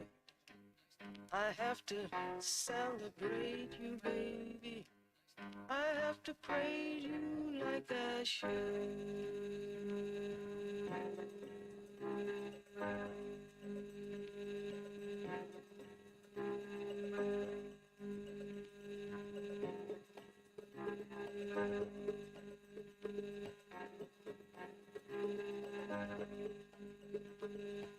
You're listening to Halftime with Phil Elson and Matt Jones. Want to jump in the conversation? Call or text 877-377-6963. Now, here's Phil Elson and Matt Jones. Tuesday National League Division Series games. Game 3 will be underway starting at 4:08. Phillies and the Mets, Dodgers and Padres at night. I think this is the first time ever since the division series became a thing that all 4 of them are tied 1-1. So I didn't realize you had division series going since the 95 season, and this is the first time that all 4 of them have been 1 win, 1 loss either way. Feels a little bit surprising, but must mean you got good playoffs going on. We had a dramatic home run in the 9th inning last night for the Tigers, Matt. 2 outs, 2 strikes. Nothing score. Kerry Carpenter, it's a 3-run homer to give the Tigers the lead, and they would go on to finish it. 0-0, 2 outs, 9th inning, 2 strikes, and a go-ahead home run. And still, I was watching Little League Baseball instead last night. So I haven't got my eyes on one of these playoff games yet. Maybe today I'll be able to put it on and watch. Don't have any football to prepare for. Don't have a Razorback game to get ready for. This feels a little bit weird right now. It almost feels a little bit like talking season for a bye week. And you mean we got to do this all over again? November 9th? Although by then, it'll be okay to talk basketball. It's a bye week in the soccer world as well. It's international break. So October 19th is the next soccer match. So, yeah, what are you supposed to do, cuddle? No, I don't think you and I need to schedule that. We'll find somebody else to do that with. Good luck. We have a firing in the NFL today. It happened just before we got on the air. Robert Saleh has been let go by the Jets after a 2-3 start. That means that they would have gotten rid of him last year if not for the injury to Rodgers, right? They had such a poor season that if it would have been the same thing with Rodgers under center as the quarterback, they would have gotten rid of him last year too. It's funny. What are they spending on Aaron Rodgers? $45 million, $46 million? I guess when he's playing quarterback for you are expected to win, and at a much higher level.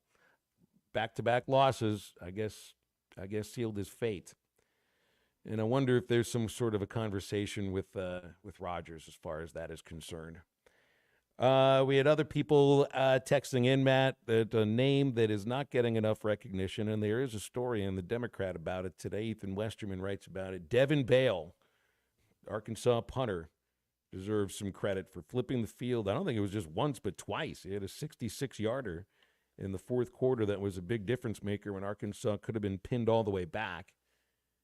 They did well as far as playing the game of field position is concerned. If you're going to win those low-scoring games, that's going to be part of it. It's nice to, and the thing with Bale that you don't see very often that I know you saw from Fletcher a little bit the last couple of years, shanks. I think Bale might have shanked only one. So you've been getting a high-quality kick from him just about every time. The coverage has been really good. So, they are singing a little bit of his praises in the paper. Forget who it was. It was Justin and Bergman that texted that in. So good for Devin Bale as an unsung hero, as it shows, because I still think that A&M's punter was the MVP of the Southwest Classic. Never quite know when a punter's going to be your MVP in a game, but it can happen every once in a while. 877-377-6963. Oh, here's one. Witt had texted in. He saw a photo of Mac Jones wearing a throwback Matt Jones Jaguars jersey into the Jaguars game on Sunday, and he got a big kick out of that. He liked it. Same last name. I don't know what number Mac wears, but it's not number 18. Not a bad-looking jersey. Mac and Matt sounds the same. He must have looked up other Joneses in Jaguars history when he decided to wake up that morning and put it on for the walk-in. Hey, they got that dub. They did. Was that their first of the year, too? 1-4. That's right. How many one-win teams in the NFL now, 5 weeks in? Patriots have one win. They've lost 4 straight.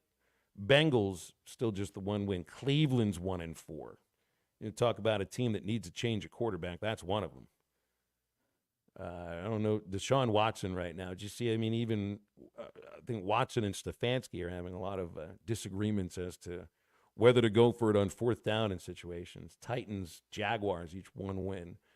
The NFC, the Rams and the Panthers, each one win. Surprising about the Rams, though. But then again, it's been a couple of years since, 3 years since that Super Bowl. And I guess Andy Dalton didn't quite have the magic the second time around. Bears beat him 36-10. Got the Falcons coming up this week. Chris likes that the Jaguars wore their retro jerseys on Sunday. I couldn't even tell. A lot of folks were really happy about the, the Broncos throwback jerseys. I love seeing the Broncos uniforms that Elway wore. The 80s Elway, not the 90s Elway. That Bronco wasn't bad looking, but I like the snorting Broncos, really good. Mike said, so this was one that stood out. The penalty on the punt, the running into the kicker call where Bale, so they talked about him selling it and the acting job and everything, but he got hit in the head. I mean, you could see it. You could see the defensive end got a clear run at him. He didn't have to hit him, and he hit him in the head with his I think it was his right elbow. I mean, it was as clear as day. I don't know if he really had to sell it, but he sold it a little bit.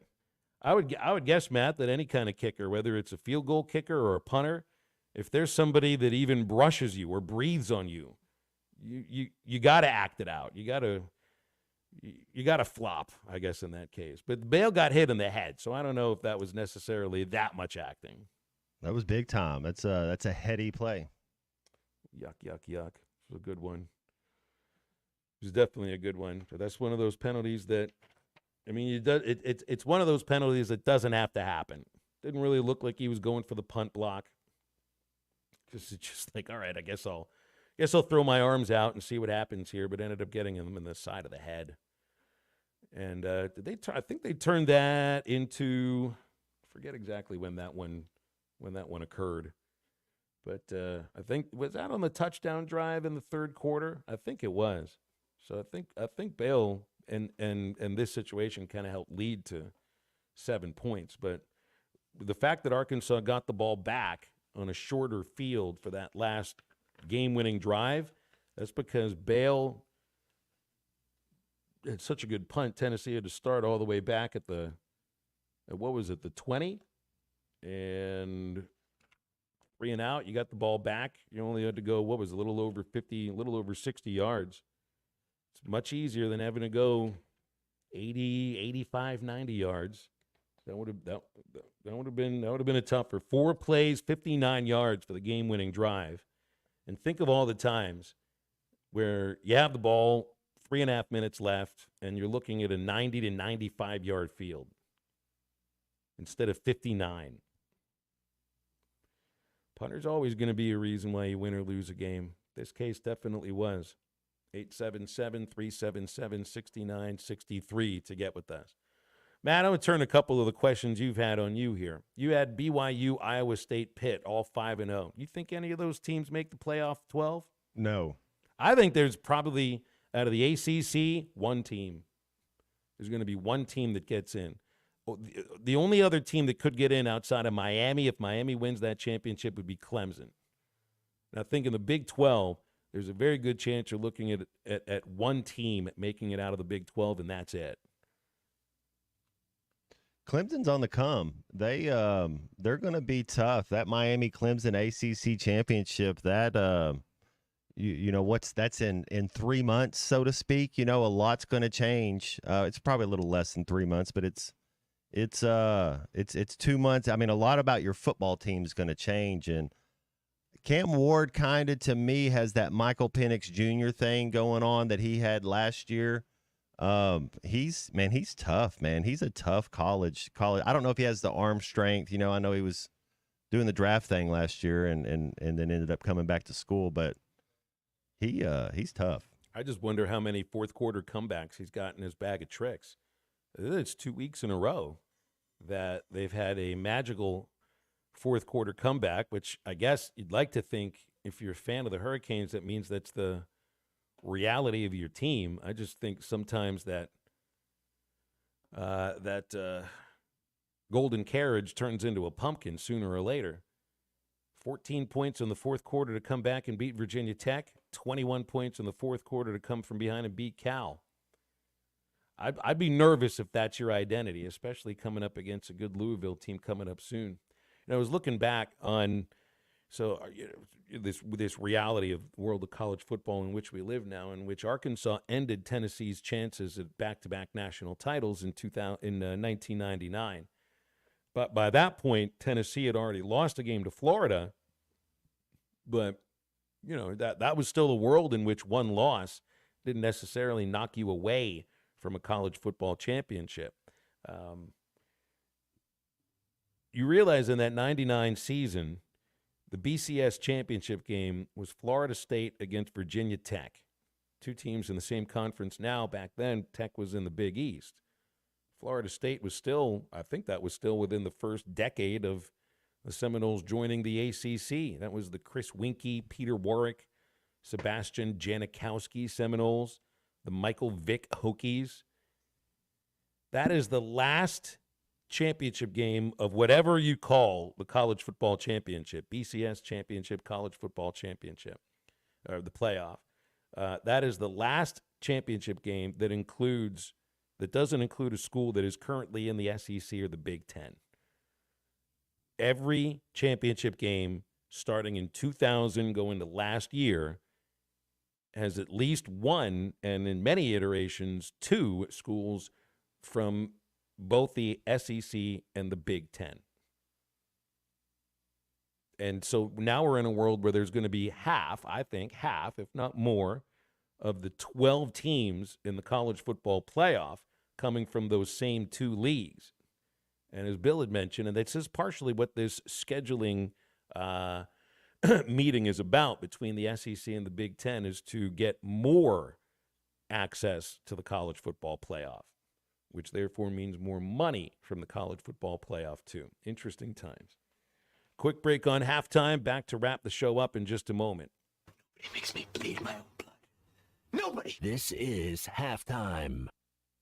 Hey, is your roof leaking? Do you have hail or wind damage? Is it just looking old and worn out? If so, you need to call Hoghead Roofing, a family-owned and operated roofing company where the #1 customer is you. They will give you their honest opinion on whether your roof needs replaced or repaired. They have folks that have worked on the insurance side so they can assist with all claims. Licensed, insured, and ready to serve you. Call Hoghead Roofing today at 479-522-0840. God bless.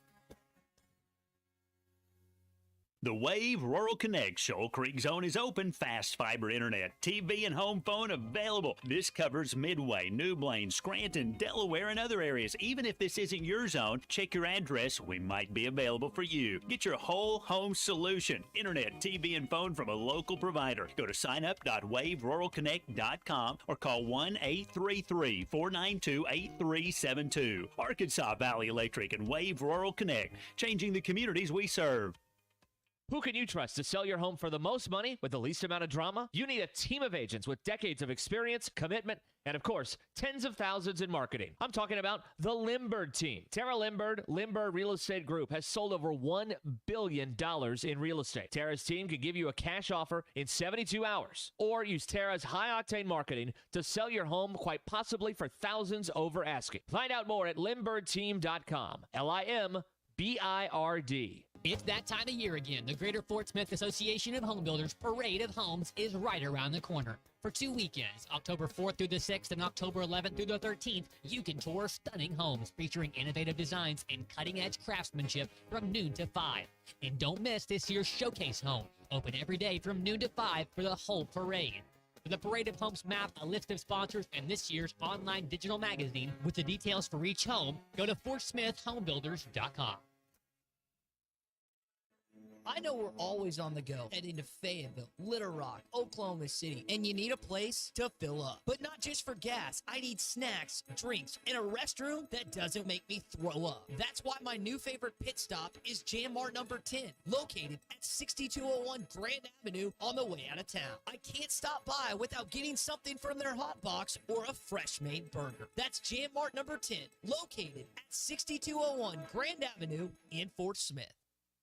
Precision Garage Door features the finest quality materials, installation, and service for all your garage door needs, including garage door repair and new garage doors and openers. Fully licensed and insured with the largest showroom in Northwest Arkansas at 1907 Town West Drive in Rogers and in Fort Smith at 416 North 10th Street. Call Precision Garage Door today at 844-PDS-DOOR or check them out online at PrecisionDoorNWA.com. Financing is available. Precision Garage Door, voted best garage door company of Northwest Arkansas and the River Valley.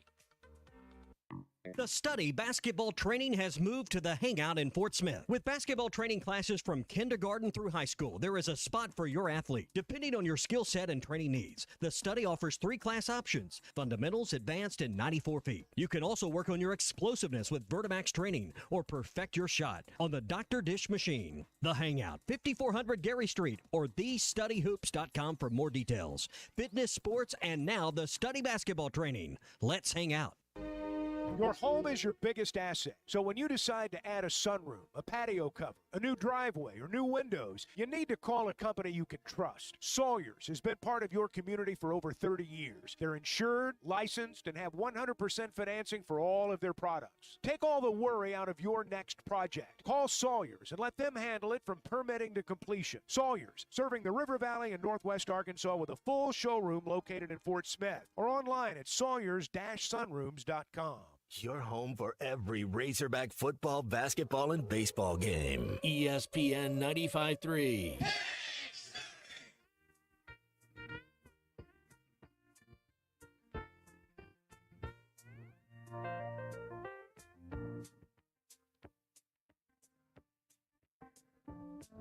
Such a feeling's coming over me. There is wonder in most everything I see. Not a cloud in the sky, got the sun in my eyes, and I won't be surprised if it's a dream. Everything I want the world to be is now coming true, especially for me. And the reason is clear, it's because you are here. You're the nearest thing to heaven that I've seen. I'm on the top of Welcome back to Halftime with Phil Elson and Matt Jones. Got a question or comment for the guys? Call or text 877-377-6963. Let's get back to the show with the voice of Arkansas Razorback baseball, Phil Elson, and Razorback football legend, Matt Jones. Wrapping things up on halftime first with a reminder that all of our conversations from today's show, Connor O'Gara, Saturday Down South, Alyssa Orange, Pig Trail Nation, Bill King, Nashville Sports Radio, Eduardo in Clarksville, Charlie in Camden, Nelson and Harrison, all of that will be available on the Eastside Liquor Halftime Podcast. Will be coming out shortly. Ruskin and Zach are coming up as well at 2 o'clock until 6 o'clock. No coaches show tomorrow, no media availabilities. I think I heard Chuck and Bo say they were going to have Coach Pittman on sometime this week, but I don't know when they have it scheduled. He's got the teleconference tomorrow, in which I'm sure he'll get asked some questions about team health. Sam Pittman gave a lot of credit to Arkansas fans inside the stadium for the victory. And then there's Kirby Smart, who was critical of the fans inside Sanford Stadium. An announced sellout of 93,033, and Smart said they weren't loud enough and that they left early, and he wasn't happy with that. Wants more of a home field advantage. They've won 22 straight home games. He said it's the first time he's ever been disappointed in their fans. And I remember Nick Saban talking about being disappointed in their fans for not being as loud as he thought that they should be as well. Do NFL coaches criticize the home fans much, or is it just the college coaches that reel off very long winning streaks inside said stadium? Well, at least you get a night game coming up against LSU, Matt, and then the fans can have a little bit of the same effect maybe. I wonder, you think there's a difference in the effect fans have in a day game and a night game? Because it seems like they have more effect in a night game. Yeah, the better the team, the better the effect of your fans as well. It can, a little 5-yard penalty here and there, but you gotta. That's just, we talked about this earlier. No excuses, just produces. Makes sense. Yeah, Chris wants to know about the Taylor Green injury. I'd be concerned about that as well. So I think that'd be the first thing Sam will get asked when he does make the phone call tomorrow, which should be.